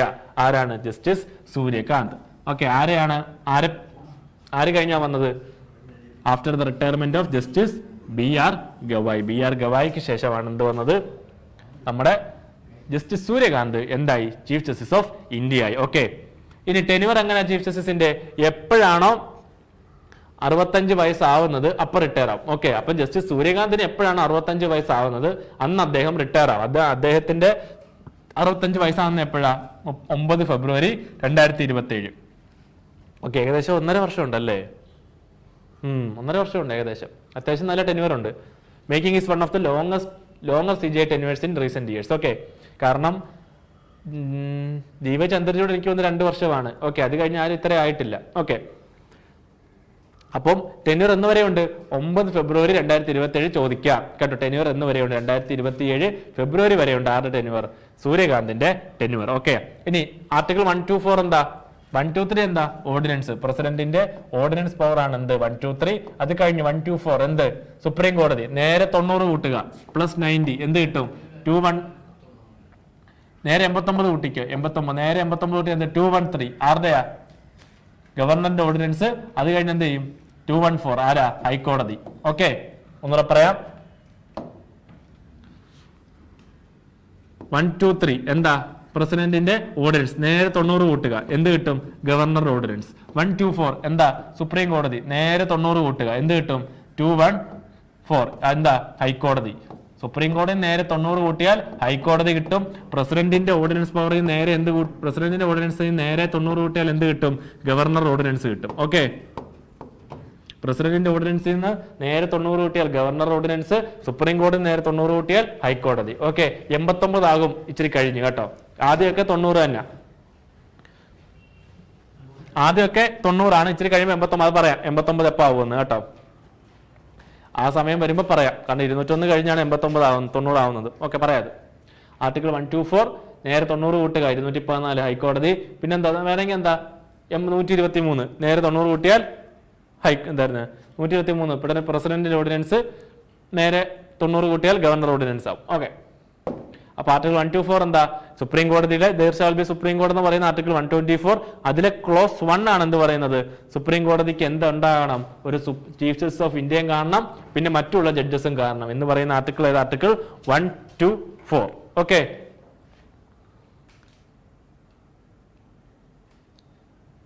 ഏറ്റവും കൂടുതൽ ടെന്യൂർ ചീഫ് ജസ്റ്റിസ് ആയിട്ട് കാലാവധി അനുഷ്ഠിച്ച ഇതാരാ? സുപ്രീം കോടതി ചീഫ് ജസ്റ്റിസ് ആരാന്നറിയാവോ? ഏറ്റവും കൂടുതൽ ടെന്യൂർ ഉണ്ടായിരുന്ന സുപ്രീം കോടതി ചീഫ് ജസ്റ്റിസ് അല്ലെങ്കിൽ ചീഫ് ജസ്റ്റിസ് ഓഫ് ഇന്ത്യ ആരാണെന്ന് ചോദിച്ചാൽ DY ചന്ദ്രചൂഡ് അല്ല. DY ചന്ദ്രചൂഡിന്റെ അച്ഛനായിരുന്ന YV ചന്ദ്രചൂഡായിരുന്നു കേട്ടോ. ഏകദേശം 7 വർഷമാണെന്ന് തോന്നുന്നു. 78 മുതൽ 85 വരെ. കൃത്യമായിട്ട് ഓർമ്മയില്ല, എന്നാലും നോക്കി വെച്ചു. അതൊന്നും ചോദിക്കത്തില്ല, പക്ഷെ YV ചന്ദ്രചൂഡ് എന്ന് ചോദിക്കും. 7 വർഷം ഉണ്ടായിരുന്നു അദ്ദേഹം. DY ചന്ദ്രചൂഡ് അല്ല, YV ചന്ദ്രചൂഡ് കേട്ടോ. YV ചന്ദ്രചൂഡാണ് longest tenuring chief justice of India കേട്ടോ. ഏറ്റവും കൂടുതൽ കാലം സുപ്രീം കോടതി അല്ലെങ്കിൽ ചീഫ് ജസ്റ്റിസ് ഓഫ് ഇന്ത്യ ആയിരുന്നത് ആരാന്ന് ചോദിച്ചാൽ DY ചന്ദ്രചൂഡിന്റെ അച്ഛൻ. DY ചന്ദ്രചൂഡ് അല്ല, അദ്ദേഹത്തിന്റെ അച്ഛനായിരുന്ന YV ചന്ദ്രചൂഡാണ്. അതേപോലെ യങ്ങസ്റ്റ് ആരാന്ന് അറിയാമോ? യങ്ങസ്റ്റ് സുപ്രീം കോടതി ജഡ്ജ് അല്ലെങ്കിൽ യങ്ങസ്റ്റ് ചീഫ് ജസ്റ്റിസ് ആരാന്ന് ചോദിച്ചാൽ മുഹമ്മദ് ഹിദായത്തുള്ള കേട്ടോ. ഹിദായത്തുള്ളയാണ് യങ്ങസ്റ്റ്. ഇതൊന്നും ഞാൻ ഇതൊക്കെ ഇപ്പൊ കിട്ടിയതാ കേട്ടോ. ഇപ്പൊ കിട്ടിയെന്ന് വെച്ചാൽ ഓൾറെഡി അറിയാവുന്ന ഫാക്ട് പറഞ്ഞു പോകുന്നതാ, PPT ഇല്ല ഇത് കേട്ടോ. YV ചന്ദ്രചൂഡാണ് ഏറ്റവും കൂടുതൽ കാലം ചീഫ് ജസ്റ്റിസ് ഓഫ് ഇന്ത്യ ആയിരുന്നത്. അതിൽ യങ്ങസ്റ്റ് ആരാന്ന് ചോദിച്ചാൽ ഹിദായത്തുള്ള കേട്ടോ. സുപ്രീം കോടതി ജഡ്ജും ഏറ്റവും പ്രായം കുറഞ്ഞ സുപ്രീം കോടതി ജഡ്ജും എന്താ ഹിദായത്തുള്ളയാണ്. ഏറ്റവും പ്രായം കുറഞ്ഞ ചീഫ് ജസ്റ്റിസും ആര് തന്നെയായിരുന്നു? ഹിദായത്തുള്ള തന്നെയായിരുന്നു. ഓക്കെ, ഏറ്റവും കൂടുതൽ കാലം ജഡ്ജി ആയിരുന്നത്, അതായത് സെഷൻ ജഡ്ജ്, ഡിസ്ട്രിക്ട് ജഡ്ജ്, ഹൈക്കോടതി ജഡ്ജ്, സുപ്രീം കോടതി ജഡ്ജി, ഇങ്ങനെ എല്ലാം കൂടെ കൂട്ടി ജഡ്ജി ആയിരുന്നത് എല്ലാം കൂടെ നോക്കുമ്പോൾ ഏറ്റവും കൂടുതൽ ആരാ? DY ചന്ദ്രചൂഡ കേട്ടോ. ഏറ്റവും കൂടുതൽ കാലം ജഡ്ജികൾ എല്ലാ ഡിസ്ട്രിക്ട് എല്ലാ കോടതിയും കൂടെ കൂട്ടി ഇതായിരുന്നു. ജില്ലാ കോടതി, ഹൈക്കോടതി, സുപ്രീം കോടതി ഉള്ള കോടതികളെല്ലാം കൂട്ടി അവിടുത്തെ ജഡ്ജിമാരുടെ എല്ലാം ടെനുവർ എടുത്ത് അത് അങ്ങനെ എടുക്കുകയാണെങ്കിൽ ഏറ്റവും കൂടുതൽ ആരാ? DY ചന്ദ്രചൂഡ. പക്ഷേ സുപ്രീം കോടതി മാത്രം എടുത്ത് ഏറ്റവും കൂടുതൽ കാലം ചീഫ് ജസ്റ്റിസ് ആരായിരുന്നു എന്ന് ചോദിച്ചാൽ YV ചന്ദ്രചൂഡ്. യങ്ങസ്റ്റ് ആരായിരുന്നു ചോദിച്ചാൽ ഹിദായത്തുള്ള കേട്ടോ. ഏറ്റവും കൂടുതൽ കാലം ജഡ്ജികൾ എല്ലാ ജഡ്ജി എടുത്ത് കേട്ടോ. അദ്ദേഹം എന്തായിരുന്നു? ഡിസ്ട്രിക്ട് ജഡ്ജ് ആയിരുന്നു, പിന്നെ ഹൈക്കോടതി ജഡ്ജായി, district judge, session judge, district judge, ഹൈക്കോടതി ജഡ്ജ്, സുപ്രീം കോടതി ജഡ്ജ്, പിന്നെ ചീഫ് ജസ്റ്റിസ് ഓഫ് ഇന്ത്യ വരെ എത്തി. അങ്ങനെ നോക്കുമ്പോൾ ജഡ്ജിന്റെ ടെനുവർ എല്ലാ ജഡ്ജായിട്ട് വരുന്ന അങ്ങനെ ഏറ്റവും കൂടുതൽ ഇരുന്ന DY ചന്ദ്രചൂഡ്. ഓക്കെ, ഏറ്റവും കൂടുതൽ കാലം ചീഫ് ജസ്റ്റിസ് ഓഫ് ഇന്ത്യ ആയിരുന്നത് ആരാ? YV ചന്ദ്രചൂഡ്. ഏകദേശം 7 വർഷം, 78 മുതൽ 85 വരെ. ഓക്കെ, പിന്നെ ആരാണ്? ഹിദായത്തുള്ള, യങ്ങസ്റ്റ് സുപ്രീം കോടതി judge and youngest chief justice of India. വാ, ഇതൊരു എക്സ്ട്രാ ഫാക്ട് പറഞ്ഞതാണ് ഇതിനോടൊപ്പം കേട്ടോ. അപ്പൊ ജസ്റ്റിസ് സൂര്യകാന്ത് ആണ് എന്ത്? 53ാമത്തെ ചീഫ് ജസ്റ്റിസ് ഓഫ് ഇന്ത്യ. ആരാ ഓത്ത് പറഞ്ഞു കൊടുക്കുന്നത് ചീഫ് ജസ്റ്റിസ് ഓഫ് ഇന്ത്യക്ക്? ചീഫ് ജസ്റ്റിസ് ഓഫ് ഇന്ത്യക്ക് ഓത്ത് പറയുന്ന ആരാ? പ്രസിഡന്റ്. ഇനി ഹൈക്കോടതി ജഡ്ജിക്ക് ആരാ ഓത്ത് പറഞ്ഞു കൊടുക്കുന്നത്? ഹൈക്കോടതി ജഡ്ജിക്ക് ഓത്ത് പറഞ്ഞു കൊടുക്കുന്നത് ആര് തന്നെ? പ്രസിഡന്റ് തന്നെ. ഹൈക്കോടതി ജഡ്ജിക്ക് ഓത്ത് പറഞ്ഞു കൊടുക്കുന്ന ഗവർണർ, അപ്പോയിന്റ് ചെയ്യുന്ന ആരാ? പ്രസിഡന്റ് തന്നെ കേട്ടോ. ഹൈക്കോടതി ജഡ്ജി അപ്പോയിന്റ് ചെയ്യുന്ന ആരാ? പ്രസിഡന്റ്. പക്ഷെ ഓത്ത് അഡ്മിനിസ്റ്റർ ചെയ്ത് കൊടുക്കുന്ന ആരാ? കറസ്പോണ്ടിങ് ഗവർണറാ കേട്ടോ. അതൊന്ന് ഓർത്ത് വെച്ചോണേ. അപ്പോയിന്റ് ചെയ്യുന്ന ഹൈക്കോടതി ജഡ്ജിക്ക് ചീഫ് ജസ്റ്റിസ് ഓഫ് ഇന്ത്യക്കും സുപ്രീം കോടതി ജഡ്ജിക്കും മാറ്റമില്ല. അപ്പോയിന്റ് ചെയ്യുന്ന ആര് തന്നെ? പ്രസിഡന്റ് തന്നെ. അപ്പോയിന്റ് ചെയ്യുന്നത് പ്രസിഡന്റ് തന്നെ. ഓത്ത് അഡ്മിനിസ്റ്റർ ചെയ്യുന്ന ആര് തന്നെ? പ്രസിഡന്റ് തന്നെ. ഇവിടുത്തെ സുപ്രീം കോടതി ജഡ്ജിമാരും ചീഫ് ജസ്റ്റിസും. ഇനി ഹൈക്കോടതി വരുമ്പോൾ അപ്പോയിന്റ് ചെയ്യുന്ന ആരാ? ഗവർണറല്ല അപ്പോയിന്റ് ചെയ്യുന്നത്. ഹൈക്കോടതി ജഡ്ജസിനെയൊക്കെ അപ്പോയിന്റ് ചെയ്യുന്ന ആരാ? പ്രസിഡന്റ്. പക്ഷെ ഓത്ത് ചൊല്ലിക്കൊടുക്കുന്ന ആരാ? ഗവർണറാ കേട്ടോ. ഇനി എങ്ങനെ ഇത് സുപ്രീം കോടതി ചീഫ് ജസ്റ്റിസിനെ ചെയ്യുന്നത്? സീനിയോറിറ്റി പ്രിൻസിപ്പിൾ അനുസരിച്ച്. അതായത് സുപ്രീം കോടതി ജഡ്ജി ആയിരുന്നതിൽ ഏറ്റവും കൂടുതൽ എക്സ്പീരിയൻസ്, പ്രായമല്ല എക്സ്പീരിയൻസ്, സുപ്രീം കോടതി ജഡ്ജി ആയതിനു ശേഷം ഏറ്റവും കൂടുതൽ കാലം എക്സ്പീരിയൻസ് ഉള്ളത് ആര്? ഹൈക്കോടതിയിൽ ഒന്നും എടുക്കത്തില്ല.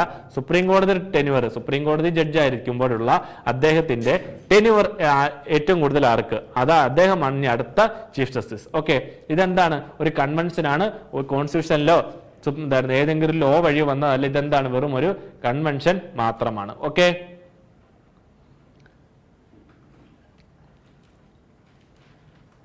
ഇതെങ്ങനെ ഇതായെന്ന് ചോദിച്ചാൽ ഫസ്റ്റ് ജഡ്ജസ് കേസ് വർഷം മാത്രം ഓർത്തിരുന്നാൽ മതി. 1981 അതെന്ത് പറഞ്ഞ് ഒന്നും വിധി ഞാൻ പറയാം. ആ സമയത്ത് ചീഫ് ജസ്റ്റിസ് ഓഫ് ഇന്ത്യയുടെ ഒപ്പീനിയൻ എന്തല്ല? ബൈൻഡിങ് അല്ല, ഗവൺമെന്റിന് ബൈൻഡിങ് അല്ല. സെക്കൻഡ് ജഡ്ജസിൽ എന്ത് പറഞ്ഞു? ഗവൺമെന്റിന് ബൈൻഡിങ് ആണ്. അപ്പൊ എന്ത് കൊണ്ടുവന്നു? സുപ്രീം കോടതി ഒരു കൊളീജിയം കൊണ്ടുവന്നു. ആ കൊളീജിയത്തിൽ ആരുണ്ട്? 3 പേരുണ്ട്. ഒന്ന് ചീഫ് ജസ്റ്റിസും 2 senior most judges of supreme കോർട്ടും. അവർ പറയുന്നത് അനുസരിച്ച് മാത്രമേ പ്രസിഡന്റ് അപ്പോയിന്റ് ചെയ്യാവുള്ളൂ. തേർഡ് ജഡ്ജസ് കേസിൽ എന്ത് പറഞ്ഞേ? അതെന്താണ്? കൺസൾട്ടേഷൻ എന്ന് പറയുന്നത് എന്താണ്? സുപ്രീം കോടതി പറയുന്ന അനുസരിച്ചേ പറ്റൂ. കൊളീജിയം എന്താക്കി?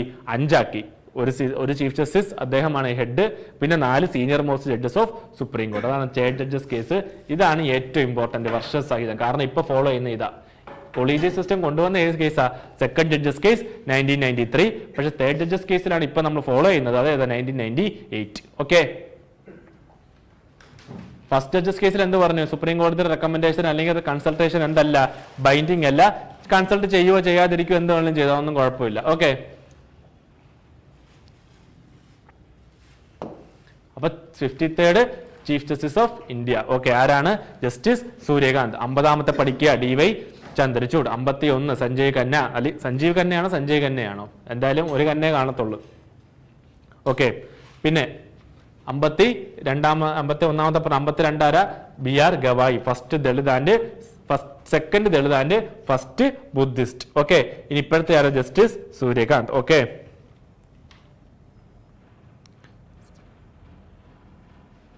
ജസ്റ്റിസ് സൂര്യകാന്ത്. ഓക്കെ, അപ്പൊ 50ാമത്തെ DY Chandrachud, 51ാമത്തെ Sanjeev Khanna, 50ാമത്തെ DY Chandrachud, 51ാമത്തെ Sanjeev Khanna, 52ാമത്തത് BR Gavai, 53ാമത്തത് ഇപ്പോഴത്തെ ആര്? 53rd chief justice of India Surya Kant. Okay,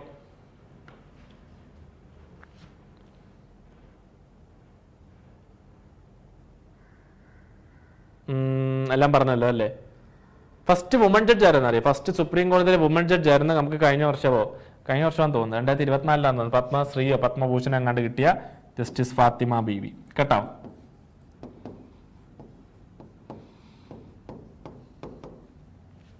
justice Fathima Beevi ആയിരുന്നു ഫസ്റ്റ് സുപ്രീം കോടതി വുമൺസിൽ ഫസ്റ്റ് ആരാന്ന് ചോദിച്ചാൽ ജസ്റ്റിസ് ഫാത്തിമയായിരുന്നു. കേട്ടോ, ഫാത്തിമ ബീവി ആയിരുന്നു വുമൺസിൽ ആദ്യമായിട്ട് സുപ്രീം കോടതി ജഡ്ജ് ആവുന്നത്. ഇനി first woman chief justice of India ആരാകാൻ പോകുന്നു എന്ന് ചോദിച്ചാൽ BV നാഗരത്ന. കേട്ടോ, ഇതെന്താണ്?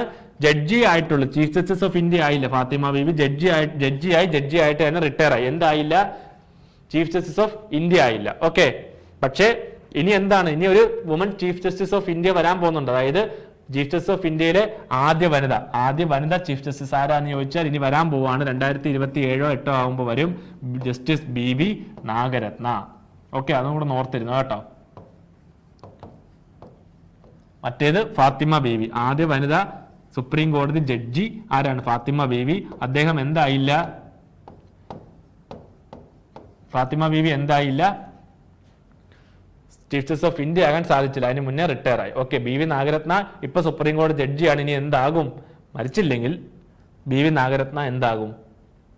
ചീഫ് ജസ്റ്റിസ് ഓഫ് ഇന്ത്യ ആകും. നടക്കട്ടെ, ഒരു വനിതയൊക്കെ ആവട്ടെ. ഓക്കെ, പുരുഷ മേധാവിത്വം എത്ര നാൾ നിൽക്കും? വനിതകളും വരട്ടെ. BV നാഗരത്ന എന്താവും? വുമൺ ചീഫ് ജസ്റ്റിസ് ഓഫ് അല്ലെങ്കിൽ ചീഫ് ജസ്റ്റിസ് ഓഫ് ഇന്ത്യ ആകും, ആദ്യ വനിതയാവും. ഓക്കെ, പിന്നെ ഫസ്റ്റ് ജഡ്ജസ് കേസ് 1981 അതിലെന്ത് പറഞ്ഞേ? കൺസൾട്ടേഷൻ, സുപ്രീം കോടതിയെ ചീഫ് ജസ്റ്റിസിനെയൊക്കെ കൺസൾട്ട് ചെയ്യണമെന്ന് കോൺസ്റ്റിറ്റ്യൂഷനിൽ പറഞ്ഞിട്ടുണ്ട്. ആ കൺസൾട്ടേഷൻ എന്തല്ല, ബൈൻഡിങ് അല്ലെന്ന് 1981 ഫസ്റ്റ് ജഡ്ജസ് കേസിൽ പറഞ്ഞ്. സെക്കൻഡ് ജഡ്ജസ് കേസിൽ എന്ത് പറഞ്ഞ്? ആ കൺസൾട്ടേഷൻ ബൈൻഡിങ് ആണ്. കൂടാതെ എന്തൂടെ കൊണ്ടുവന്നു? കൊളീജിയൻ സിസ്റ്റം കൊണ്ടുവന്നു. ഓക്കെ, കൊളീജിയത്തിൽ ആരാണ്? ഫസ്റ്റ് സെക്കൻഡ് ജഡ്ജസ് കേസിൽ ആദ്യം പറഞ്ഞ കൊളീജിയത്തിൽ CJIയും 2 സീനിയർ മോസ്റ്റും, തേർഡ് ജഡ്ജസിൽ അത് CJIയും 4 സീനിയർ മോസ്റ്റ്. ഇപ്പൊ ഇവരാണ് കാര്യങ്ങളൊക്കെ തീരുമാനിക്കുന്നത്. കേട്ടോ, ഇവർ നേരെ എവിടെ കൊടുക്കും? ലോ മിനിസ്ട്രിക്ക് കൊടുക്കും. അവരെന്ത് ചെയ്യും? ക്യാബിനറ്റ് അപ്രൂവ് ചെയ്യും. അവിടെ നേരെ പ്രസിഡന്റ്. കേട്ടോ, ലോ മിനിസ്ട്രി ആണ് ഇതൊക്കെ അപ്പോയിന്റ് ചെയ്യുന്നത്. ഇതൊക്കെ കറസ്പോണ്ടിങ് മിനിസ്ട്രി ഇതിന്റെ ലോ മിനിസ്ട്രിയാ, അർജുൻ റാം മേഘവാൾ. കേട്ടോ, അദ്ദേഹമാണ് ഇപ്പോഴത്തെ കറസ്പോണ്ടിങ് ലോ മിനിസ്റ്റർ. ഓക്കെ, അടുത്ത ന്യൂസിലേക്ക് പോവാം. Trade intelligence and analytics. കുറെ സ്റ്റാറ്റിക്, 3 സ്റ്റാറ്റിക് കുറെ ഉണ്ടായിരുന്നല്ലേ? ഫസ്റ്റ് ഏതായിരുന്നു? പ്രസിഡൻഷ്യൽ ഡിഫറൻസ്, അത് അത്യാവശ്യം നല്ല സൂപ്പറായിട്ട് പറഞ്ഞിട്ടുണ്ട്. പിന്നെ നമ്മുടെ അമെൻമെന്റ് ബില്ല്. ഓക്കെ, 131ാമത്തത്. പിന്നെ നമ്മുടെ സുപ്രീം കോടതി ചീഫ് ജസ്റ്റിസ്. ഓക്കെ, ഇപ്പോഴാണ് പക്ക കറണ്ട് അഫയേഴ്സ്, സ്റ്റാറ്റിക് ഒന്നും ഇല്ലാത്ത കറണ്ട് അഫയേഴ്സ് വേണമെങ്കിൽ ഇതാ ട്രേഡ് ഇന്റലിജൻസ് ആൻഡ് അനലിറ്റിക്സ്. ഇതെന്താണ്? ഒരു പോർട്ടലാ. ആര് കൊണ്ടുവന്നേ? ട്രേഡ് ആണല്ലോ. ട്രേഡ് ആരാ? ട്രേഡ് നമ്മുടെ ministry of commerce and industry ആണ്. ഇതെന്തിനായിരിക്കും? MSME സെക്ടറിന്റെ ഡേറ്റ എല്ലാം എന്താക്കുക? മിക്കവർക്കും ആക്സസ് ചെയ്യുക, ട്രാൻസ്പെറന്റ് ആക്കുക. ഓക്കെ, അതായത് ഏത് ഐറ്റം എവിടെയൊക്കെ വിറ്റു, ഓക്കെ, അല്ലെങ്കിൽ എന്താണ് ഈ ഐറ്റം എവിടെയൊക്കെ കൊണ്ടുപോകാം എന്നൊക്കെ ആർക്ക് കൊടുക്കുക? MSMEകൾക്കും സ്റ്റാർട്ടപ്സിനും ഒക്കെ ഡേറ്റ കൊടുക്കുന്ന ഇവരെന്ത് ചെയ്യും? MSME എന്ത് ചെയ്യും? ഈ പോർട്ടലിൽ പോയി രജിസ്റ്റർ ചെയ്താൽ ഇന്ന ടൂൾസ് ഒക്കെ ഉപയോഗിച്ച് അവർക്ക് എന്ത് ചെയ്യാം? പെട്ടെന്ന് എക്സ്പോർട്ട് നടത്താം, അല്ലെങ്കിൽ എന്ത് ചെയ്യാം? ട്രേഡ് നടത്താം. എവിടെയൊക്കെ ട്രേഡ് നടത്തിയാൽ ഏതൊക്കെ പോകും എന്നൊക്കെ അറിയാൻ പറ്റി അവരെ യൂസ്ഫുൾ ആക്കുന്ന ഒരു പോർട്ടലാണ് എന്ത്? Trade intelligence and analytics portal. Okay, അവർക്ക് എന്ത് ചെയ്യും? ഒരു ഡേറ്റ ഒക്കെ കിട്ടും. എന്ത് ചെയ്യും? ഉപയോഗിച്ച് വല്ലതും ആയിരിക്കും. ഓക്കെ, അതൊന്നും നമ്മൾ അറിയേണ്ട ആവശ്യമില്ല. നമ്മൾ അറിയേണ്ടത് ആറുതടിയില യൂണിയൻ മിനിസ്റ്റർ ആരാണ്? Ministry of commerce and industry. ആരാ ഇപ്പോഴത്തെ corresponding ministry of commerce and industry? Piyush Goyal. Okay, ഇത് ആർക്ക് വേണ്ടി? MSMEകൾക്കും സ്റ്റാർട്ടപ്സിനും സ്മോൾ എക്സ്പോർട്ടേഴ്സിനും എന്ത് ചെയ്യുക? ഡേറ്റ എടുക്കുക, എന്നിട്ട് എന്ത് ചെയ്യുക? അവരെ ട്രേഡിന് വേണ്ടി സഹായിക്കുക. ഓക്കെ, ഇത് എത്ര ഉണ്ട്? ഏകദേശം 28 ഡാഷ്ബോർഡും 270+ ഇന്ററാക്റ്റീവ് ടൂൾസും. ഓക്കെ, റിവേഴ്സ്ഡ് ഓക്കെ, അവരെന്ത് ചെയ്യുക, അവരുടെ എക്സ്പോർട്ടിങ് ഇമ്പോർട്ടിങ് എന്ത് ചെയ്യുക, മാക്സിമം ട്രേഡ് ഇന്റലിജൻസ് എന്ത് ചെയ്യുക, അനലൈസ് ചെയ്ത് ഡേറ്റ കൊടുക്കുക. ഇതാണ് പരിപാടി. ഓക്കെ, ഇത് ആരാണ് കൊണ്ടുവന്നത്? ട്രേഡ് ആണ് റിലേറ്റഡ് ആണ്. ഇമ്പോർട്ട് എക്സ്പോർട്ട് MSME ഇതൊക്കെയാണോ പരിപാടി? Ministry of commerce and industries. കാരണം ഇത് വിചാരിക്കുന്ന പോലല്ല, നല്ല പവർ ഉള്ള സാധനം ഈ മിനിസ്ട്രി ഓഫ് കൊമേഴ്സ്. കാരണം ഇന്ത്യയുടെ സാമ്പത്തികമായിട്ട് നിൽക്കുന്നതിൽ ഇന്ത്യ ഇപ്പോഴും എന്താണ് സാമ്പത്തികമായിട്ട് അടിപൊളിയാണ്. കാരണം പ്രധാനപ്പെട്ട കാരണം RBI ഫിനാൻസ് മിനിസ്ട്രി ഒക്കെ ഉണ്ട്. അതിൽ അത്രയും തന്നെ എന്ത് ചെയ്യും, നല്ലോണം കഷ്ടപ്പെടുന്ന നല്ലോണം ഡ്യൂട്ടിയുള്ള പവർ ഉള്ള ഒരു മിനിസ്ട്രിയാണ് ministry of commerce and industry. Okay, കാരണം എന്താ, വേൾഡ് ടോട്ടലി ഗ്ലോബലൈസേഷൻ നടക്കുന്ന കാലമാണ്, ഡിപ്പെൻഡന്റാ. ഓക്കെ, അങ്ങോട്ടും കൊടുക്കും തിരിച്ചും മേടിക്കും. അതൊക്കെ നിയന്ത്രിക്കുന്ന ആരാ? Ministry of commerce and industries. Okay, അവരാണ് കാര്യങ്ങളൊക്കെ ഡിസൈഡ് ചെയ്യുന്നത്. അപ്പോൾ trade intelligence analytics portal union minister ആരാ? Piyush Goyal. Ministry of commerce and industry. Okay, MSMEകൾക്ക് മറ്റ് ചെറുകിട വ്യവസായ സ്ഥാപനങ്ങൾ. ഓക്കെ, ഇതെന്താ ആകാശവാണി വായിക്കുന്ന പോലെ. ഓക്കെ, MSME സ്റ്റാർട്ടപ്പുകൾക്ക് സ്മോൾ എക്സ്പോർട്ടേഴ്സിനും ഒക്കെ എന്ത് ചെയ്യുക, അഡ്വാൻസ് അനലിറ്റിക്സ് കൊടുക്കുക. Like revealed comparative advantage. എന്തോ വലിയൊരു സോഫ്റ്റ്വെയർ എന്താണെന്ന് തോന്നുന്നു കേട്ടോ. ഇതൊക്കെ പേരൊക്കെ ഓർത്തിരുന്നു, ഇതൊക്കെ എന്താണെന്നൊക്കെ ചുമ്മാ ചോദിച്ചാലോ. ഓക്കെ ആണല്ലോ, trade intelligence and analytics portal. Okay ആണല്ലോ. അടുത്ത ന്യൂസ്, ബിർസ 101. ജിതേന്ദ്ര സിംഗ് എന്താണ് നമ്മുടെ മിനിസ്റ്റർ ഓഫ് സയൻസ് ആൻഡ് ടെക്നോളജിയുടെ മിനിസ്റ്ററാണ്. പിന്നെ എന്താണ് പ്രധാനമന്ത്രി എന്തിൻ്റെയൊക്കെയോ മന്ത്രി, ഓട്ടോമാറ്റിക് മന്ത്രിയാവും സ്പേസിൻ്റെയൊക്കെ, അതിൻ്റെയൊക്കെ എന്താണ് മിനിസ്റ്റർ ഓഫ് സ്റ്റേറ്റ് ആണ് Jitendra Singh. First indigenous CRISPR. ഈ ക്രിസ്പാർ എന്താണെന്ന് വെച്ചാൽ നമ്മുടെ എന്താണ് ബയോടെക്നോളജി ഉപയോഗിക്കുന്ന ഒരു സാധനമാണ്. ജീൻ തെറാപ്പിയിൽ ഉപയോഗിക്കുന്ന സാധനമാണ് ക്രിസ്പാർ. അതെന്തൊരു എൻസൈം പോലെ എന്ത് ചെയ്യും, അത്ര ഡീറ്റെയിൽ ആയിട്ടൊന്നും പോകണ്ട, അതൊക്കെ UPSCക്ക് ഞാൻ പണ്ട് പഠിച്ചതാ, ഇപ്പൊ അത്രയൊന്നും വേണ്ട. First indigenous CRISPR. ഓക്കെ, അതെന്താ? ഓക്കെ, ഈ ക്രിസ്പാർ പണ്ട് നമ്മൾ എന്ത് ചെയ്യും, പുറത്തുനിന്ന് മേടിക്കോ അങ്ങനെ അവരുടെ സഹായത്തോടു കൂടിയാണ് ചെയ്യുന്നത്. പക്ഷെ ഇൻഡിജീനിയസ് ആയിട്ട് എന്ത് ചെയ്യും, നമ്മൾ ആദ്യമായിട്ട് ഒരു ക്രിസ്പാർ പണിഞ്ഞു. ഇതെവിടെ ഉപയോഗിക്കുന്നത് വെച്ചാൽ മെയിൻലി നമ്മൾ ബയോടെക്നോളജി, നമ്മുടെ എന്ത് BT കോട്ടൺ, BT മസ്റ്റാർഡ് എന്ന് കേട്ടിട്ടില്ലേ, അവിടെ ഉപയോഗിക്കുന്ന സാധനമാണ് ഇത് കേട്ടോ. ക്രിസ്പാർ ബയോടെക്നോളജി ഉപയോഗിക്കുന്ന സാധനമാണ് ഇത് ക്രിസ്പാർ കേട്ടോ. അതായത് BT എന്ന് പറയുന്ന ബേസില്ലം തെറഞ്ചനസിസ് അങ്ങനെ തോന്നുന്ന ബാക്ടീരിയത്തിന്റെ പേര്. ഓക്കെ, ആ ബാക്ടീരിയയിൽ നിന്ന് എൻസൈം എടുക്കും. അങ്ങനെയാണ് നമ്മൾ BT കോട്ടൺ ഒക്കെ എന്ത് ചെയ്യുന്നത്, ആ വേമിനെ നശിപ്പിക്കാൻ എടുക്കുന്നത്. BT കോട്ടണിൽ ഒരു വേമുണ്ട്, ആ വേമിനെ നശിപ്പിക്കാൻ നമ്മൾ ബേസില്ലസ് തെറഞ്ചനോജനിസിസ് അങ്ങനെ ഒരു സംഭവം ഉണ്ട്, അതാണ് BT. ഓക്കെ, അത്ര ഡീറ്റെയിൽ ആയിട്ടൊന്നും പഠിക്കണ്ട ഇവിടെ. ഓക്കെ, അതൊക്കെ അവിടെ മതി. അപ്പം ആ ക്രിസ്പാർ നമ്മൾ എന്ത് ചെയ്ത് ആദ്യമായിട്ട് ഇൻഡിജീനിയസ്ലി ഡെവലപ്ഡ് ആക്കി. ഓക്കെ, എന്തിന്? For sickle cell anaemia. Sickle cell anaemia ഉണ്ടല്ലോ, അതിനു വേണ്ടി നമ്മൾ ഇൻഡിജീനിയസ് ആയിട്ട് എന്ത് ചെയ്തു, ഒരു ക്രിസ്പാർ പണിഞ്ഞു. എന്തിനു വേണ്ടി? സിക്കിൾ സെൽ ഡിസീസിന് വേണ്ടി. സിക്കിൾ സെൽ ഡിസീസിന് വേണ്ടിയുള്ള ഇൻഡിജീനിയസ് ആയിട്ടുള്ള ക്രിസ്പാർ നമ്മൾ പണിഞ്ഞു, അത് നമ്മൾ ഡെവലപ്പ് ചെയ്തു. അതിന്റെ പേരാണ് എന്ത്? ബിർസ 101. നമ്മുടെ ബിർസ മുണ്ട ഉണ്ടല്ലോ, ബിർസ മുണ്ടയുടെ ആദര സൂചകമായിട്ട് അദ്ദേഹത്തിന് റെസ്പെക്ട് കൊടുക്കാനായിട്ട് തന്നെയാണ് ബിർസ 101 പേര് തന്നെ ഇട്ടത്. ഇതെന്തിനാണ്? മെയിൻലി ആർക്കുള്ളതാ ഇത്? ട്രൈബൽസിന് വേണ്ടിയുള്ള സാധനമാണ് കേട്ടോ. കാരണം അവിടെയാണ് ഏറ്റവും കൂടുതൽ സിക്കിൾ സെല്ല് കാണപ്പെടുന്നത്. അവർക്ക് ഉള്ള ജീൻ തെറാപ്പിയുടെ പേരാണ് ബിർസ 101. മെയിൻലി ആർക്ക് വേണ്ടിയ? ട്രൈബൽസിന്. പക്ഷെ ഓൾ ഇന്ത്യ ഫുൾ ഉണ്ട്. Okay, Birsa 101 the honour of tribal leader Birsa Munda. അതാണ് ഇവിടെ കിടപ്പുണ്ട്. ഓക്കെ, ബിർസ മുണ്ട.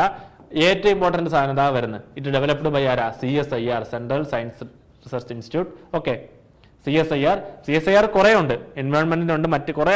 അതിൽ ഏതാണ് CSIRന്റെ ഏത് ഭാഗമാ? Institute of genomics and integrative biology. Okay, serum institute കേട്ടിട്ടുണ്ടോ? In partnership with serum institute. നമ്മുടെ എന്ത് COVID-19 വാക്സിൻ. ഓക്കെ, COVID-19 വാക്സിനിലെ കോവിഷീൽഡ്. ഓക്കെ, കോവിഷീൽഡ് അവരാ പറഞ്ഞ പൂനെയിലെ സെറം ഇൻസ്റ്റിറ്റ്യൂട്ട് കേട്ടോ. അപ്പം നമ്മുടെ ആദ്യമായിട്ടുള്ള ഇൻഡിജീനിയസ്ലി ക്രിസ്പാർ ജീൻ തെറാപ്പിയുടെ പേരെന്താ? ബിർസ മുണ്ട, ബിർസ 101. ഓക്കെ, അത് ഏത് ഡിസീസിന് വേണ്ടിയാണ്?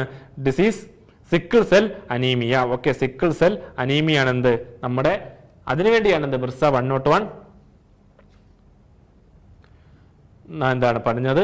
ഇൻഡിജീനിയസ്ലി ക്രിസ്പാർ ഏതാണ്? Birsa 101 for sickle cell disease. ആരാ പറഞ്ഞത്? CSIR. Okay, council of scientific research and industrial research. Okay, council of scientific and industrial research അവരാണ് പറഞ്ഞത്. CSIR കുറെ ഉണ്ട്, council of scientific and industrial research കുറെ വിങ് ഉണ്ട് അതിന്റെ ഏത് വിങ് ആണ്?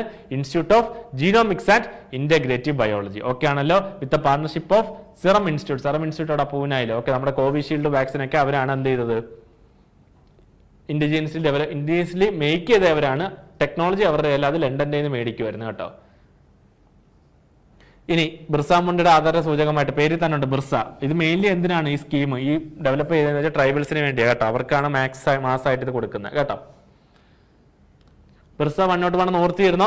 അത് മാത്രം പഠിച്ചു. ഫസ്റ്റ് ഇൻഡിജിനലിറ്റി ക്രിസ്പാർ എന്താണെന്ന് ചോദിക്കത്തുള്ളൂ. ബിർസ 101. പിന്നെ ഡിസീസും ചോദിക്കും. സിക്കിൾ സെൽ അനീമിയ ആരുണ്ടാക്കി? CSIR institute of genomics and integrative biology. Okay, ഇത് മൂന്നും പഠിച്ചാൽ മതി. അല്ല ക്രിസ്പാർ എന്ത്, ബയോടെക്നോളജി എവിടെ ഉപയോഗിക്കുന്നു, BT കോട്ടൺ എന്ത്, അതൊക്കെ എന്ത് കണക്ട് കിട്ടാൻ വേണ്ടി ഞാൻ ചുമ്മാ ഒന്ന് പറഞ്ഞതേ ഉള്ളൂ കേട്ടോ. അല്ല ഡീറ്റെയിൽ ആയിട്ട് ഒന്നും പഠിക്കേണ്ട ആവശ്യമില്ല. 3 പോയിന്റ് പഠിക്കുക. ഇൻഡിജിനസ് ക്രിസ്പാറിന്റെ പേര് ബിർസ 101. ഏത് ഡിസീസിന് വേണ്ടി? സിക്കിൾ സെൽ അനീമിയ ആരുണ്ടാക്കി? CSIR-ന്റെ council of scientific and industrial റിസർച്ചിന്റെ വിങ് ആയ institute of genomics and integrative biology. ഈ 3 പോയിന്റ് മാത്രം പഠിച്ചാൽ മതി. കൂടുതൽ ഡീറ്റെയിൽ ആയിട്ട് ഒന്നും പഠിക്കേണ്ട, കാരണം അതിനെക്കാട്ടും കൂടുതൽ പഠിക്കാനുണ്ട് കേട്ടോ. അതുകൊണ്ടാണ് ഇത് മാത്രം പഠിക്കാനുള്ളെങ്കിൽ നമ്മൾ എന്താ വല്ല പ്രൊഫസർമാരോ വല്ലതും ആയാൽ പോരെ. നമുക്ക് പ്രൊഫസറോ അക്കാഡമിഷ്യനോ ഒന്നും അല്ല വേണ്ട, നമുക്ക് ജോലിയാണ് വേണ്ടത്.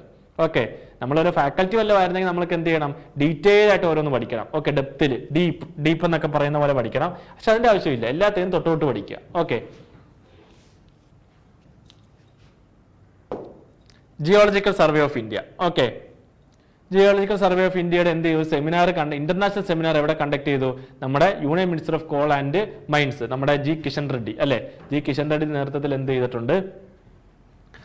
ഇന്റർനാഷണൽ സെമിനാർ നടന്നിട്ടുണ്ട്. Okay, geological survey of India ഏത് മിനിസ്ട്രി അണ്ടറിലാണ്?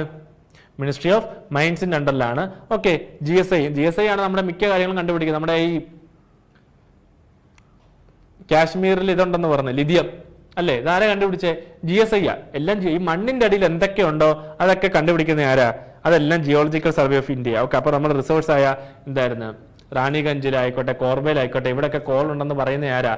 GSI കേട്ടോ.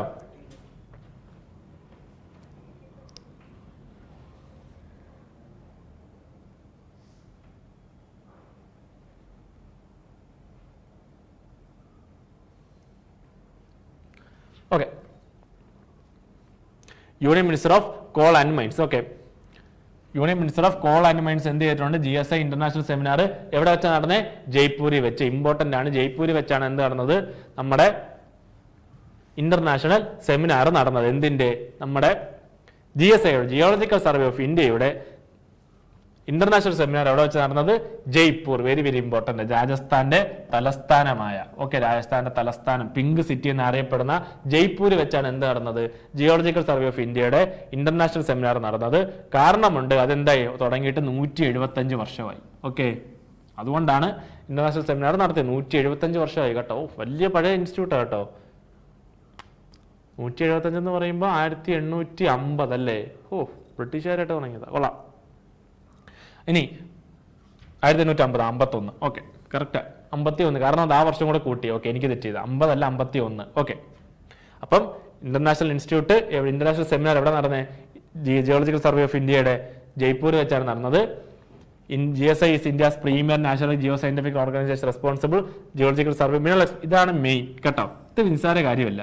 ഈ ഒരു രാജ്യത്തിന്റെ സാമ്പത്തിക വ്യവസ്ഥയെ പ്രധാനമായിട്ട് ഒന്ന് RBI ഒക്കെ ഉണ്ട്. RBI ഒക്കെ വലിയ ഡ്യൂട്ടി തന്നെ ചെയ്യുന്നത്. പക്ഷേ അവിടുത്തെ മിനറൽ റിസോഴ്സ്, ഇന്ത്യയിൽ ലിഥിയം ഉണ്ട്, ജമ്മു ആൻഡ് കാശ്മീരിൽ ലിഥിയം ഉണ്ടെന്ന് കണ്ടുപിടിച്ചാരാ? ഇപ്പം 2 വർഷം മുന്നേ ജിയോളജിക്കൽ സർവേ ഓഫ് ഇന്ത്യ.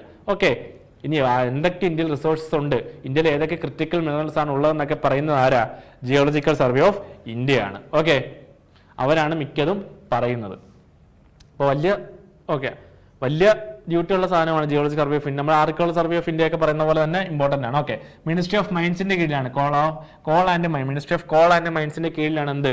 നമ്മുടെ geological survey of India work ചെയ്യുന്നത്. ആരാണ് ഇപ്പോഴത്തെ കറസ്പോണ്ടിങ് മിനിസ്റ്റർ? ഇത് ക്യാബിനറ്റ് മിനിസ്റ്റർ ആണ്, പഠിച്ചേ പറ്റൂ. കിഷൻ റെഡ്ഡി. ആന്ധ്രയോ തെലങ്കാനയാണെന്ന് തോന്നുന്നു. റെഡ്ഡി. ഓക്കെ, കിഷൻ റെഡ്ഡി. കിഷൻ റെഡ്ഡിയാണ് എന്ത്? ജിയോളജിക്കൽ സർവേ ഓഫ് ഇന്ത്യയുടെ മിനിസ്ട്രി ഓഫ് മൈൻസിന്റെ കറസ്പോണ്ടിങ് മിനിസ്റ്റർ. ഓക്കെ, അപ്പോൾ ജിയോളജിക്കൽ സർവേ ഓഫ് ഇന്ത്യയുടെ 175ാം വാർഷികമാണ് ഇപ്പം കഴിഞ്ഞത്. 1851-ലാണ് എന്ത് എസ്റ്റാബ്ലിഷ് ആയത്. അതിന്റെ ഡ്യൂട്ടി എന്താ? Mainly geological survey, mineral exploration, national Jio scientific database. Okay, ഇത് ഏത് മിനിസ്റ്റർ അണ്ടറിലാണ് ഈ ബോഡി വരുന്നത്? ജിയോളജിക്കൽ സർവേ ഓഫ് ഇന്ത്യയുടെ ഇന്ത്യ പറയുന്ന ബോഡി മിനിസ്ട്രി ഓഫ് മൈൻസിന്റെ കീഴിലാണ് വരുന്നത്. ഓക്കെ.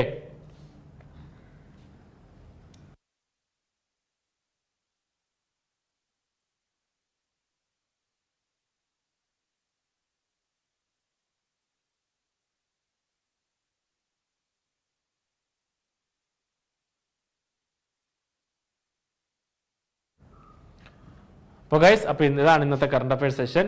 ഓക്കെ, ഇത് ഇമ്പോർട്ടൻ്റ് ആണ്. ഓരോ ന്യൂസ് ഞാൻ ഡീറ്റെയിൽ ആയിട്ട് പറഞ്ഞിട്ടുണ്ട്. കാരണം അത്രയ്ക്ക് ഇമ്പോർട്ടൻ്റ് ആയതുകൊണ്ടാണ്. ബാക്കിയുള്ള ട്രേഡ് ഇന്റലിജൻസും ജിയോളജിക്കൽ സർവേ ഓഫ് ഇന്ത്യയൊക്കെ ചുമ്മാ ഒന്ന് പറഞ്ഞു, ക്രിസ്പാറൊക്കെ ചുമ്മാ ഒരു ബൗണ്ടറി ഒരു സർഫസ് ആയിട്ട് മാത്രം വിളിച്ചാൽ മതി. പക്ഷേ ആദ്യത്തെ 3 ഉണ്ടല്ലോ, 4 നമ്മുടെ constitution amendment, presidential difference, chief justice, ഇത് 3 വളരെ ഇമ്പോർട്ടൻ്റ്. അതുകൊണ്ടാണ് ഒരു 10-15 മിനിറ്റ് എടുത്തത് 3 പറഞ്ഞത്. കേട്ടല്ലോ? ഓക്കെ, അപ്പം എല്ലാവരും ലൈവ് തിങ്കളാഴ്ച തൊട്ട് ആരംഭിക്കുന്നതാണ്. ഓക്കെ, ഇന്ന് ഷെഡ്യൂളിൽ ചെറിയൊരു പ്രശ്നമുണ്ട് എനിക്ക്, അതുകൊണ്ടാണ് വൈകുന്നേരം ഞാൻ ഇല്ലാത്തത്, അതുകൊണ്ടാണ് റെക്കോർഡിങ് പോകുന്നത്. ഓക്കെ, അപ്പോൾ ഓക്കെ, മൺഡേ കാണാം. താങ്ക്